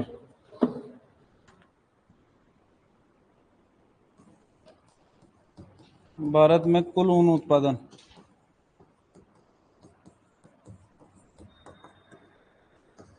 33.69 मिलियन केजी। इसके अंदर भी इंक्रीज हुआ है 0.22% का। भारत में सर्वाधिक ऊन उत्पादन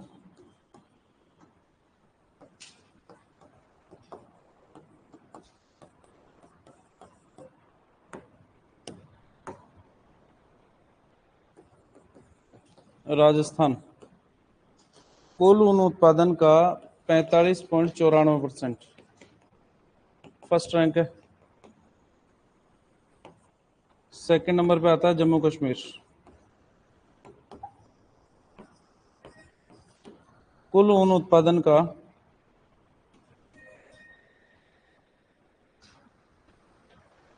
25.24%, रैंक आती है सेकंड। पर कैपिटा अवेलेबिलिटी बताओ भाई ऊन के लिए। ऊन के लिए पर कैपिटा अवेलेबिलिटी लाइव वाले बताएंगे भाई।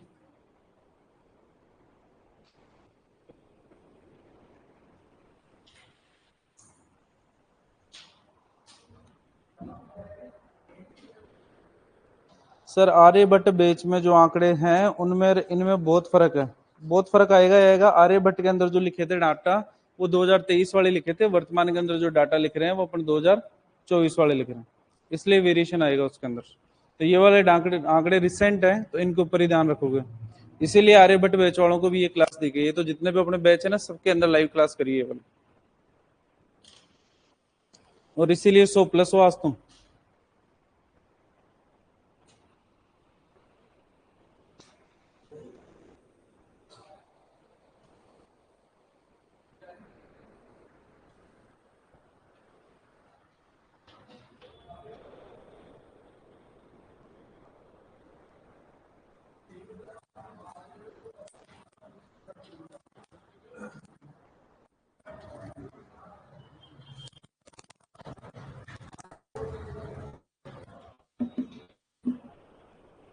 ऊन उत्पादन में भारत के स्थान की अगर बात करें,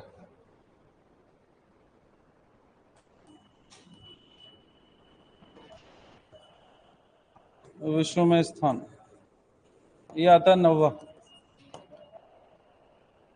नंबर पे।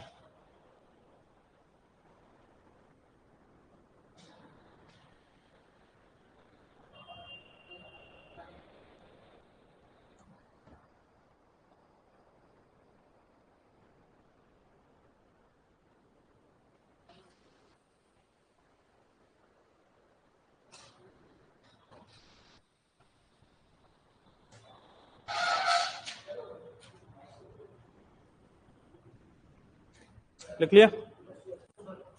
इतने ही डाटा लिखने पड़ेंगे। तो उत्पादन आंकड़ों के अंदर हमारे पास में 4 तरीके के डाटा पूछे जाते हैं, इसके अलावा हमारे से डाटा पूछे नहीं जाएंगे। तो रैंक वगैरह जरूर याद रखनी है अपने को।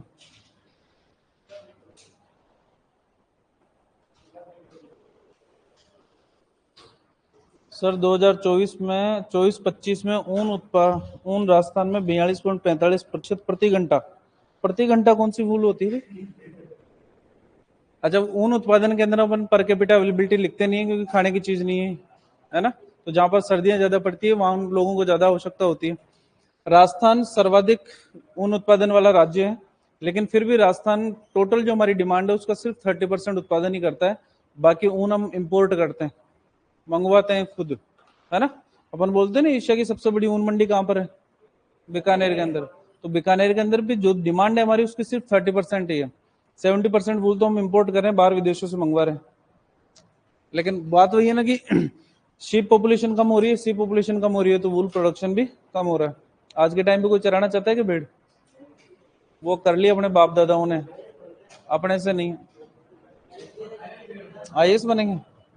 अब सुनो यहां से, वापस से सुनो सारी चीजें। पहली बात तो ये है, जो अपन ने लिखा है वो बिल्कुल सही लिखा है।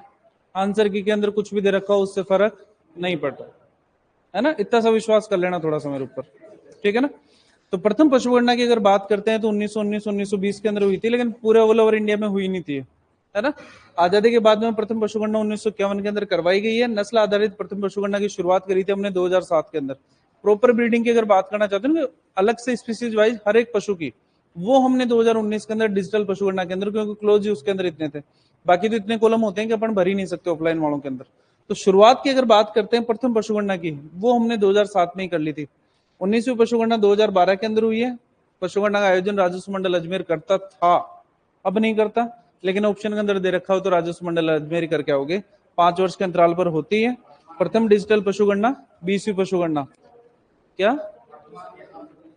मतलब? आप तो राजस्व मंडल ही करके आओगे। अब तो डिपार्टमेंट ही करवा रहा है सर, पशुपालन विभाग। सर कई चीजें होती है ना जहां पर परंपराओं को छोड़ते नहीं है अपन। क्यों नहीं छोड़ते? क्यों? क्योंकि वो परंपराएं चली आ रही है। तो बस सीधा था, राजस्व मंडल का जो पुराने टाइम पे काम था वो बजट एलोकेशन होता था, कि बजट जो आता था वो राजस्व मंडल के पास में आता था और कर्मचारी भी उन्हीं के लगाए जाते थे न्यूमरेटर के रूप में। लेकिन वर्तमान के अंदर ना तो राजस्व मंडल के पास में बजट जा रहा है, ना राजस्व मंडल के कर्मचारियों का उपयोग कर रहे हैं, ठीक है ना। तो वर्तमान में टोटल जो होलसेल काम हो रहा है, चाहे वो सुपरवाइजर डीएनओ कुछ भी हो, सारे के सारे पशुपालन विभाग ही कर रहे हैं, है ना। और अब जो सेंटर का पैसा आता है उसके लिए डायरेक्ट व्यवस्था करी। डायरेक्ट व्यवस्था ये करी कि सेंटर स्टेट को पैसा नहीं देगा, सेंटर यानी सेंट्रल गवर्नमेंट पैसा देगी आरबीआई को, और आरबीआई का एक अकाउंट खुलेगा डिपार्टमेंट के नाम का। तो डिपार्टमेंट जिसके अकाउंट के अंदर डालना चाहते हैं वो डायरेक्ट आरबीआई से ट्रांसफर किया जाएगा। बिचौले वाला सिस्टम ही खत्म कर दिया। प्रथम डिजिटल पशु गणना 20वीं पशु गणना थी, 1 अक्टूबर 2018 को शुरू हुई थी, 16 अक्टूबर 2019 को खत्म हुई। एक साल लगाया हमने, 2019 के अंदर डाटा आ गए थे, इसलिए 2019 में माना जाता है। डाटा का प्रिंटेड होने के अंदर टाइम लगता है, तो प्रॉपर जो डाटा आए थे ना वो तो हमारे पास में 2020 के अंदर आए थे, लेकिन डाटा कब आए इससे फर्क नहीं पड़ता, हमने पशु गणना खत्म कब करी। जैसे कि वर्तमान के अंदर पशु गणना 5-10 दिन के अंदर खत्म हो जाएगी, तो ये 2025 वाली मानी जाएगी। 21वीं पशु गणना वर्तमान के अंदर चल रही है, कर रहे हैं, हुई नहीं है हमारे पास में। पशु गणना के अंदर 4 स्तर बनाए गए। सबसे पहले आते हैं इन्यूमरेटर हमारे, जो बेसिकली डाटा कलेक्शन और डाटा एंट्री का काम करते हैं, और ये डाटा जाता है सुपरवाइजर के पास में, फिर डीएनओ के पास में, फिर एसएनओ के पास में। वर्तमान के अंदर निदेशक महोदय हमारे पास में डॉक्टर आनंद सेजरा जी, और एसएनओ हमारे पास में डॉक्टर सुनीता सेजरा। पशु गणना के आंकड़े हमारे पास में, भारत के अंदर टोटल पॉपुलेशन और राजस्थान के अंदर पॉपुलेशन, और इन दोनों के बीच के अंदर परसेंटेज कितना है हमारे पास में, ये अपन ने देखा है इसके अंदर। टोटल पॉपुलेशन की अगर बात करते हैं तो भारत के अंदर सबसे ज्यादा संख्या के अंदर पाई जाती है गायें, लेकिन राजस्थान की अगर बात करते हैं तो बकरी। भारत के अंदर टोटल बकरियों का 13.97% पाया जाता है। कितना? 13.97%। तो ये छोटी छोटी चीजें जो हमारे को ध्यान रखना है। ये वाली डाटा अब कैसे याद करते हो, देखो मेरे से याद नहीं होते। अगर अपने से इतनी गणित आती है अपने को, तो मैं तो खुद मैथ ले लेता, लेकिन तुम जैसे मैं तुम्हारे को डायलॉग देता हूँ, मेरे ऊपर भी तो अप्लाई होता है, क्योंकि मैंने भी तो बायोलॉजी लिया ना। लेकिन तुम्हारे को याद करना है, क्योंकि एग्जाम तुम्हारे को देना है, मेरे को देनी नहीं, इसलिए मैंने तो देख के लिख दिया, लेकिन तुम्हारे को तो याद करना ही करना।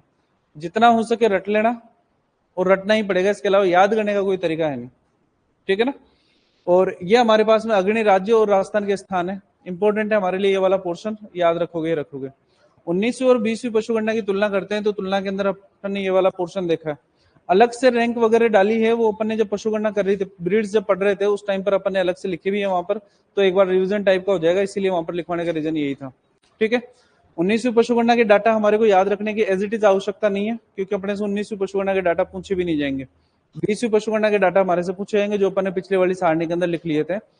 टोटल परसेंटेज संख्या में कमी या वृद्धि मेरे को लगता नहीं इंडिविजुअल स्पीसीज के बारे में पूछा जाएगा, लेकिन टोटल का जरूर याद रखना कि कितने प्रतिशत की कमी है, कितने प्रतिशत की वृद्धि हुई है हमारे पास में। कुल पशुधन के प्रतिशत जरूर थोड़ा याद रखोगे। और जिलों के अंदर अभी तक तो पूछा नहीं है, डिस्ट्रिक्ट वाइज बोर्ड ने नहीं पूछा कहीं पे भी सबसे कम पशुधन कौन से जिले के अंदर है या ज्यादा किसके अंदर है, तो इसके ऊपर इतना ज्यादा फोकस करने की आवश्यकता नहीं है। स्टेट लेवल तक ही हमारे पास में क्वेश्चन पूछे जाते हैं, और वहीं तक अपने को याद करने की आवश्यकता है। पशु घनत्व की अगर बात करते हैं, तो पशु घनत्व का मतलब होता है कि 1 किलोमीटर एरिया के अंदर कितने पशु पाए जाते हैं। 19वीं पशु गणना के अंदर ये 169 पशु प्रति किलोमीटर स्क्वायर एरिया था, जबकि 20वीं पशु गणना के अंदर जब पशुओं की संख्या में कमी हुई है, तो पशु घनत्व की क्या होगा?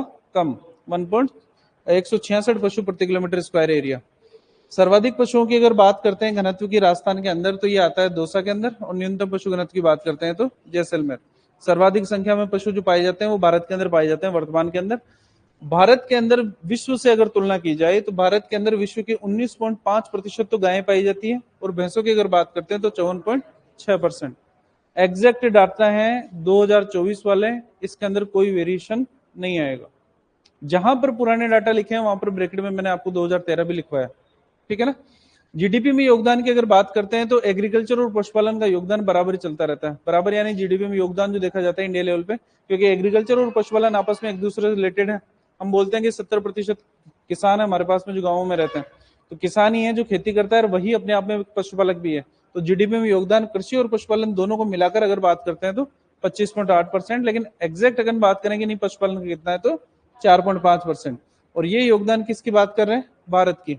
स्पेशली अगर बात करते हैं राजस्थान की, तो राजस्थान के अंदर ये 10.21। भारत हो चाहे राजस्थान हो, जीडीपी में सबसे ज्यादा योगदान जो होता है वो होता है उद्योगों का, इंडस्ट्रीज का, बिजनेस जो चलाते हैं, इसलिए गवर्नमेंट सबसे ज्यादा इंपोर्टेंस उन्हीं को देती है। उत्पादन आंकड़ों की अगर बात करते हैं, तो दूध उत्पादन भारत के अंदर 239.30 मिलियन टन है, और पुराने डाटा से अगर कंपेयर किया जाए तो 3.78% की क्या हुई है? वृद्धि, ठीक है। डाटा कलेक्शन की थोड़ा सा एक आइडिया देता हूं कि डाटा कलेक्शन होता क्या है। जैसे दूध उत्पादन के डाटा की अगर बात करते हैं, आज तक कोई आपके घर पे दूध नाप के गया क्या?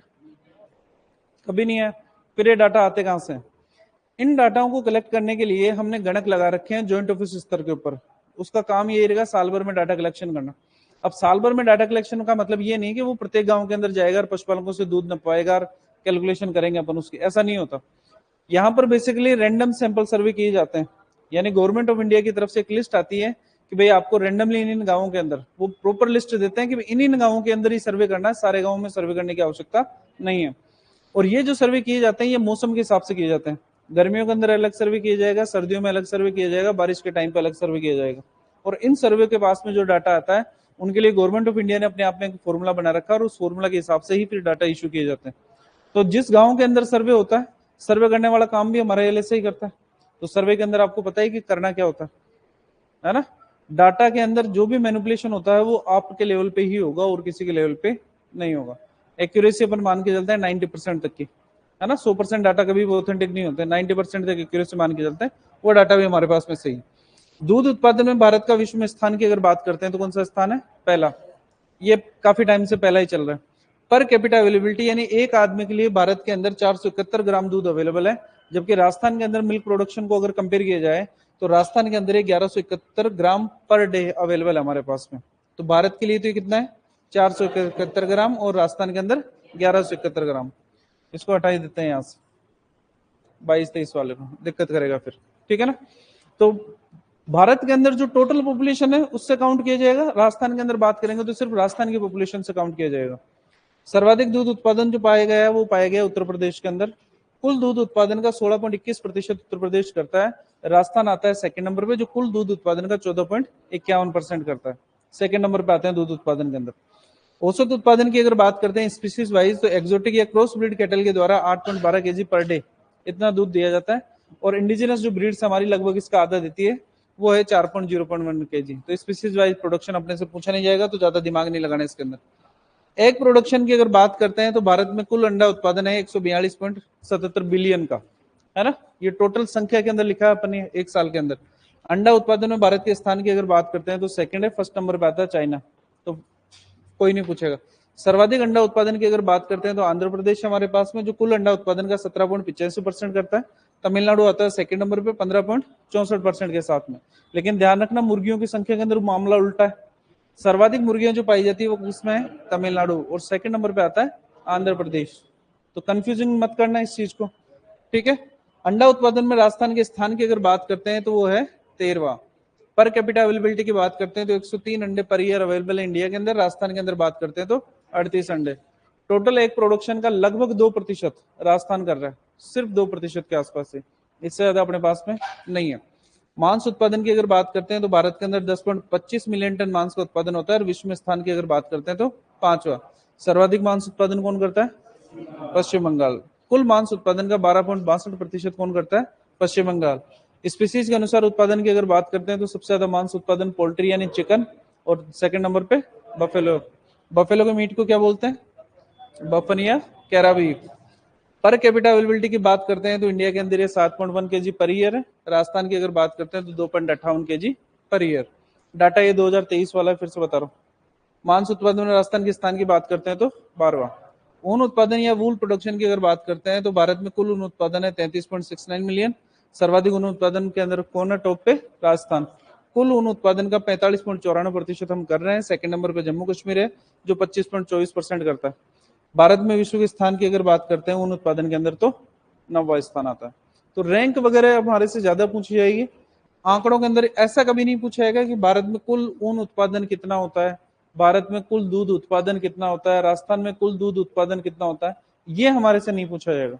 हमारे से या तो रैंक पूछी जाएगी या फिर पूछी जाएगी परसेंटेज, उसी के ऊपर हमारे को ज्यादा फोकस करना है। पर कैपिटा वैल्यू के बारे में भी क्वेश्चन पूछा जा सकता है हमारे से, याद रखना है रखना। क्लियर? तो यहां पर हमारे पशु उत्पादन आंकड़े और पशु गणना होती है कंप्लीट। डाटा के अंदर किसी भी प्रकार का वेरिएशन अगर कहीं पर आपको देखने को मिल रहा है तो कॉन्फिडेंस इतना रखना है कि हमने जो लिखा है वो बिल्कुल सही लिखा है ना। भिड़ जाना किसी से भी कोई कहे तो, वैसे भिड़ना मत तुम्हें ना, कोई बोले ना कि हाँ हमने तो लिखा, नहीं नहीं तुम्हारा ही सही है, बोल देना उसको। भिड़ना किसी से नहीं है, फालतू अपना दिमाग खर्च करोगे उसको समझाने के अंदर, समझाना किसी को नहीं है। 2024 के हिसाब से डाटा लिखे हैं अपन ने, और 2025 के अंदर अपनी एग्जाम है। नेक्स्ट जो डाटा आएंगे वो आएंगे जनवरी के अंदर, तब तक अपनी पोस्टिंग वोस्टिंग सब हो चुकी होगी। सितंबर तक अपनी पोस्टिंग का कार्य मंत्री जी ने कहा है कि पोस्टिंग हो जानी चाहिए सितंबर तक। तो ये मान के चलना कि 13 जून को एग्जाम है, जुलाई के अंदर आपका रिजल्ट आ जाएगा, और उसके बाद में अगस्त के अंदर डीवी, और सितंबर के अंदर पोस्टिंग। इतना जल्दी काम होगा, लेकिन वो तब होगा जब हम पढ़ेंगे और हमारा सिलेक्शन होगा, ठीक है ना।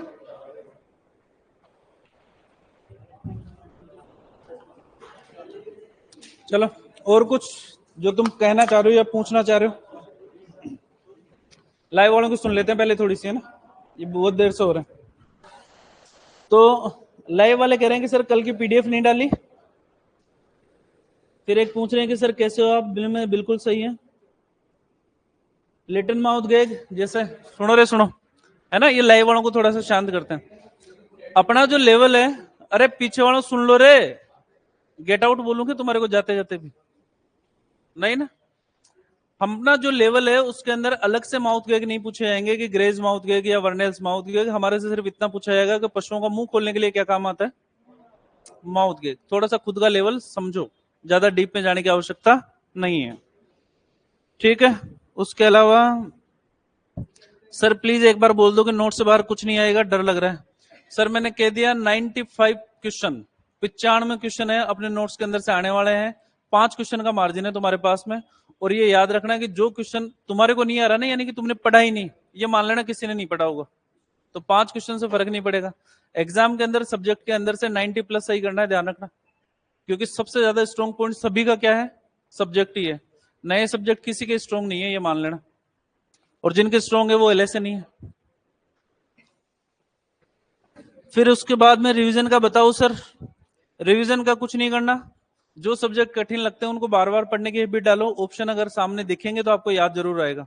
अपन जो ऐसे सोचते हैं ना कि जैसे मैं क्वेश्चन पूछता हूँ तो उसके अंदर ऑप्शन नहीं होते, वो तो आपको प्रॉपर याद होगा तो ही आप बता पाओगे। लेकिन जब 4 ऑप्शन दिखते हैं तो माइंड काम करता है वहां पर, लेकिन वो काम तब करता है जब आपने पढ़े हुए हैं।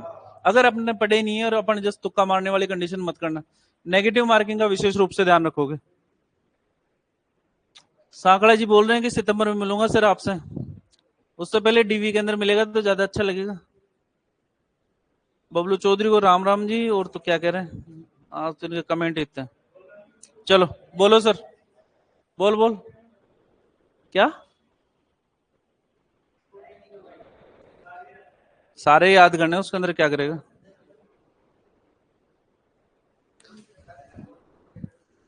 ठीक है ना। सिंथेटिक ब्रीड के बारे में तुम्हारे को लिखवा दिया था, फ्रीजवेल वगैरह, है ना। एनबीजीआर से रिलेटेड कोई भी क्वेश्चन आपसे पूछा नहीं जाएगा, ये अपनी खोज है। अपनी खोज से मतलब है कि अपन जब पास में जब टाइम होता है ना, जैसे पुराने बेच जो कंप्लीट हो चुके, फिर क्या करें, है ना, वो था ना कि बेटे बेटे क्या करें, करना है कुछ काम, तो कुछ नया खोज के लेकर आते हैं। फिर अपन अपन नीचे जाने की कोशिश करते हैं। एनवीजीआर का नाम आपसे जिंदगी में कोई नहीं पूछेगा एलएसए लेवल के ऊपर। टोटल ब्रीड्स की संख्या के बारे में हमारे से नहीं पूछा जाएगा। जनरल नॉलेज टाइप के क्वेश्चन जो आ सकते हैं वो सिर्फ इतना पूछा जाएगा कि सिंथेटिक ब्रीड कौन सी है जो अपन ने लिखी है, फ्रिसवेल, किसके क्रॉस से बनी है? एचएफ और साइवाल के क्रॉस से बनी। तो वो अपन ने लिखा है सर, जब क्रॉस ब्रीड लिखवाई थी उस टाइम पर भी लिख दिया था अपन ने, तो इतना ज्यादा दिमाग लगाने की आवश्यकता नहीं है, ठीक है ना। ब्रीड्स के अंदर से 2 या 3 क्वेश्चन आने होते हैं हमारे पास में, है ना। एलपीएम के अंदर आएंगे आएंगे, ये मान के चलना। घोड़े की और सुअर की ब्रीड्स के बारे में से 0 क्वेश्चन पूछा जाएगा आपसे, क्योंकि अपने यहाँ पर इतनी ज्यादा पाई भी नहीं जाती, इतना ज्यादा ध्यान देने की आवश्यकता भी नहीं है।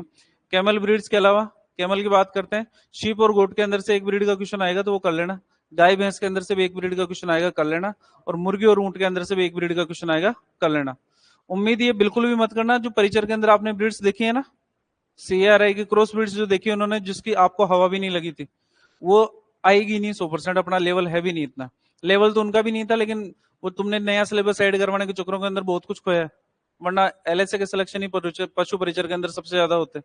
जो डिमार्केशन तुमने करवाया ना वो बहुत गलत करवाया बाद के अंदर, क्योंकि वेटेज जो था वेटनरी का वो क्या हो गया था, कम हो गया, जिसकी वजह से दिक्कत हुई तुम्हारे सिलेक्शन के अंदर।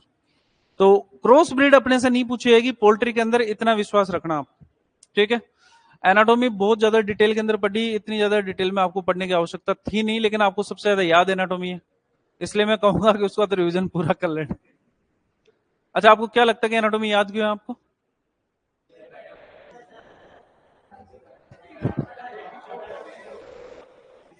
डर का दूसरा नाम क्या है? खौफ। तो सर पढ़ाई इंटरेस्टिंग होती नहीं है ना। पढ़ाई कभी भी इंटरेस्टिंग हुई नहीं है, ना आगे कभी होगी। पढ़ाई तो मजबूरी के अंदर या डर के अंदर ही करनी है। लेकिन आज लास्ट क्लास आपकी तो डर वर वाली बातें तो हो गई है खत्म, है ना।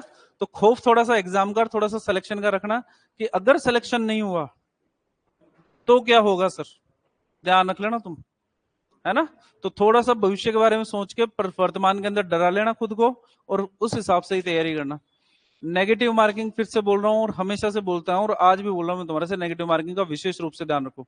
अभी चाहे सब्जेक्ट वाले पेपर हो रहे हो उसके बात करें, चाहे मेजर पेपर हो रहे हो उसकी बात करें, थोड़ा थोड़ा सा एक एक दो दो क्वेश्चन का मार्जिन लेकर भी अगर इंप्रूव करने की कोशिश करोगे तो अभी भी अपने पास में टाइम है। अपने पास में 1.5 महीना बचा भी, मतलब 1 महीना 10 दिन मान लो, अपने 40 दिन मान के चलो आप। तो 1-2 दिन तो छोड़ देना पढ़ाई। 13 तारीख को पढ़ने की गलती मत करना तुम। हाँ, तुम 13 तारीख को पढ़ रहे हो, है ना, और 12 तारीख को पार्टी मत करना तुम, सलट जाओगे फिर से कह रहा हूँ तुम, है ना। ऐसे नहीं कि डिप्रेशन में आके बोले नहीं साहब 2 बूंद जिंदगी की प्योर नहीं, 1-2 दिन पहले 12-13 तारीख तक माइंड को कूल रखना कि जो पढ़ लिया ठीक है, आएगा तो इसी में से आएगा, बाहर से आएगा तो देख लेंगे फिर अपन, ठीक है ना। और माइंड को रिलैक्स, एग्जाम के अंदर जितना माइंड को स्टेबल रख सकते हो उतना रखने की कोशिश करो। और ये आता है सिर्फ प्रैक्टिस से। अपने यहाँ के पेपर तुम सीरियसली लेते नहीं हो, मजे मजे के अंदर पेपर देते हो, तुम्हारा मन होता है जब चले जाते हो, तुम्हारा मन होता है जब आते हो, है ना। तो इसको थोड़ा सा सीरियसली टाइम से आओ, पेपर को सीरियसली दो। सीरियसली देने से मतलब है कि चाहे मार्किंग की बात करें, चाहे ओमार भरने की बात करें, चाहे टाइम लेने की बात करें, प्रॉपर टाइम ले उस पेपर के अंदर। सोचने के अंदर थोड़ा सा दिमाग लगाया करो, चीजों को कोरिलेट करने की कोशिश करो, याद करने की कोशिश करो कि 4 ऑप्शन डाले गए वो क्यों डाले गए, है ना। ऐसा कभी नहीं होता कि चारों ऑप्शन आपस में रिलेटेड नहीं होते, ऑप्शन आपको रिलेटेड ही मिलेंगे सर वहां पर, तो कारण सोचो उसका, ठीक है। नए सब्जेक्ट्स की अगर बात करते हैं तो हिस्ट्री, ज्योग्राफी, कल्चर, बोर्ड की साइट के ऊपर पुराने पेपर दे रखे हैं सभी के, जितने भी एग्जाम करवाए ना बोर्ड ने अभी तक, वो पुराने पेपर दे रखे हैं बोर्ड ने अपनी साइट के ऊपर। एलएसए के तो सिर्फ 3 पेपर हुए हैं, लेकिन बोर्ड ने एग्जाम तो क्या करवाए हैं ना। तो उन एग्जाम से पेपर को मोबाइल के अंदर डाउनलोड कर लो, थोड़ा सा टाइम लगता है, और उसके अंदर से जीके वाला जो पोर्शन है, उस जीके वाले पोर्शन को एक बार रिवाइज करना, देखना एक बार, वो देखोगे वहां से तो आपको आइडिया होगा कि बोर्ड का जीके किस लेवल तक का आता है। बोर्ड कॉपी करने की कोशिश करता है आरपीसी को, लेकिन लेवल उतना नहीं लेके जाता, क्योंकि उसको पता है कि छोटे एग्जाम से करवानी है अपने को। लेकिन कोरिलेट तो वहीं से होती है सारी की सारी चीजें। बोर्ड ने एक बार जो पूछ लिया जरूरी थोड़ी कि उसी में से पूछेगा, उसके ऊपर पूछेगा, उसके नीचे पूछेगा, लेकिन अपने को पता तो होना चाहिए ना कि क्या होता है। सब्जेक्ट के अंदर बात करें तो यूनिवर्सिटी पेपर देख लेना, तुम्हारे को लेवल पता लग जाएगा कि अपना लेवल क्या है। यूनिवर्सिटी पेपर से थोड़ा सा आइडिया हो जाता है, तो वहां से देख लेना। तो थोड़ा थोड़ा सा करने की कोशिश करूंगा सर, क्योंकि जब तक अपन ओरिजिनल पेपर नहीं देखते ना, जैसे अभी तक तुम शिवालय के पेपर देखते हो, शिवालय के पेपर का लेवल हमेशा हाई रहा। हकीकत बता रहा हूँ, जिस टाइम पे 13 तारीख को पेपर खोल के पहला पेज पलटोगे ना तुम्हारे को, पहले पेज के अंदर अगर 10 क्वेश्चन दे रखे हैं, 10 में से 9 क्वेश्चन आ रहे होंगे आपको, और वो 9 क्वेश्चन देख के तुम्हारे को दिमाग के अंदर पहली चीज यही आएगी कि इन 9 क्वेश्चन के लिए इतना पढ़ा था क्या हमने। हकीकत है, क्यों? क्योंकि लेवल हमारा बहुत ज्यादा ऊपर है, और पेपर आएगा इस लेवल तक का। पढ़ाया हमने, पढ़ाया है आपने, पढ़ा भी है, मेहनत दोनों ने करी है, लेकिन बात वही है ना कि उस लेवल का पढ़ाते अगर आपको, तो आपका लेवल और ज्यादा नीचे जाता। आज हमने आपको इस लेवल पे पढ़ाया है, इस लेवल तक का पेपर आएगा तो आपका लेवल नीचे भी आएगा, तो उस पेपर को आप सोल्व कर लोगे आराम से, है ना। रही बात आंसर की आंसर की के लिए फिर से 2 शब्द मेरे बारे में, कि भाई अपन ने जो लिखा है सही लिखा है, चाहे गूगल कुछ ही कह रहा हो, चाहे तुम्हारा चैट जीपीटी कुछ ही कह रहा हो, चाहे आजकल यामिनी हो रहा है, क्या कौन सा है गूगल वाले का, जेमिनी, है ना। तो ये इन चीजों से थोड़ा सा दूर, और social media please come use करना, ठीक है ना रुद्र भैया, ठीक है ना, मजे ही है सर। तो आप सबको बेस्ट ऑफ लक, है ना, आराम से मजे से करना पार्टी।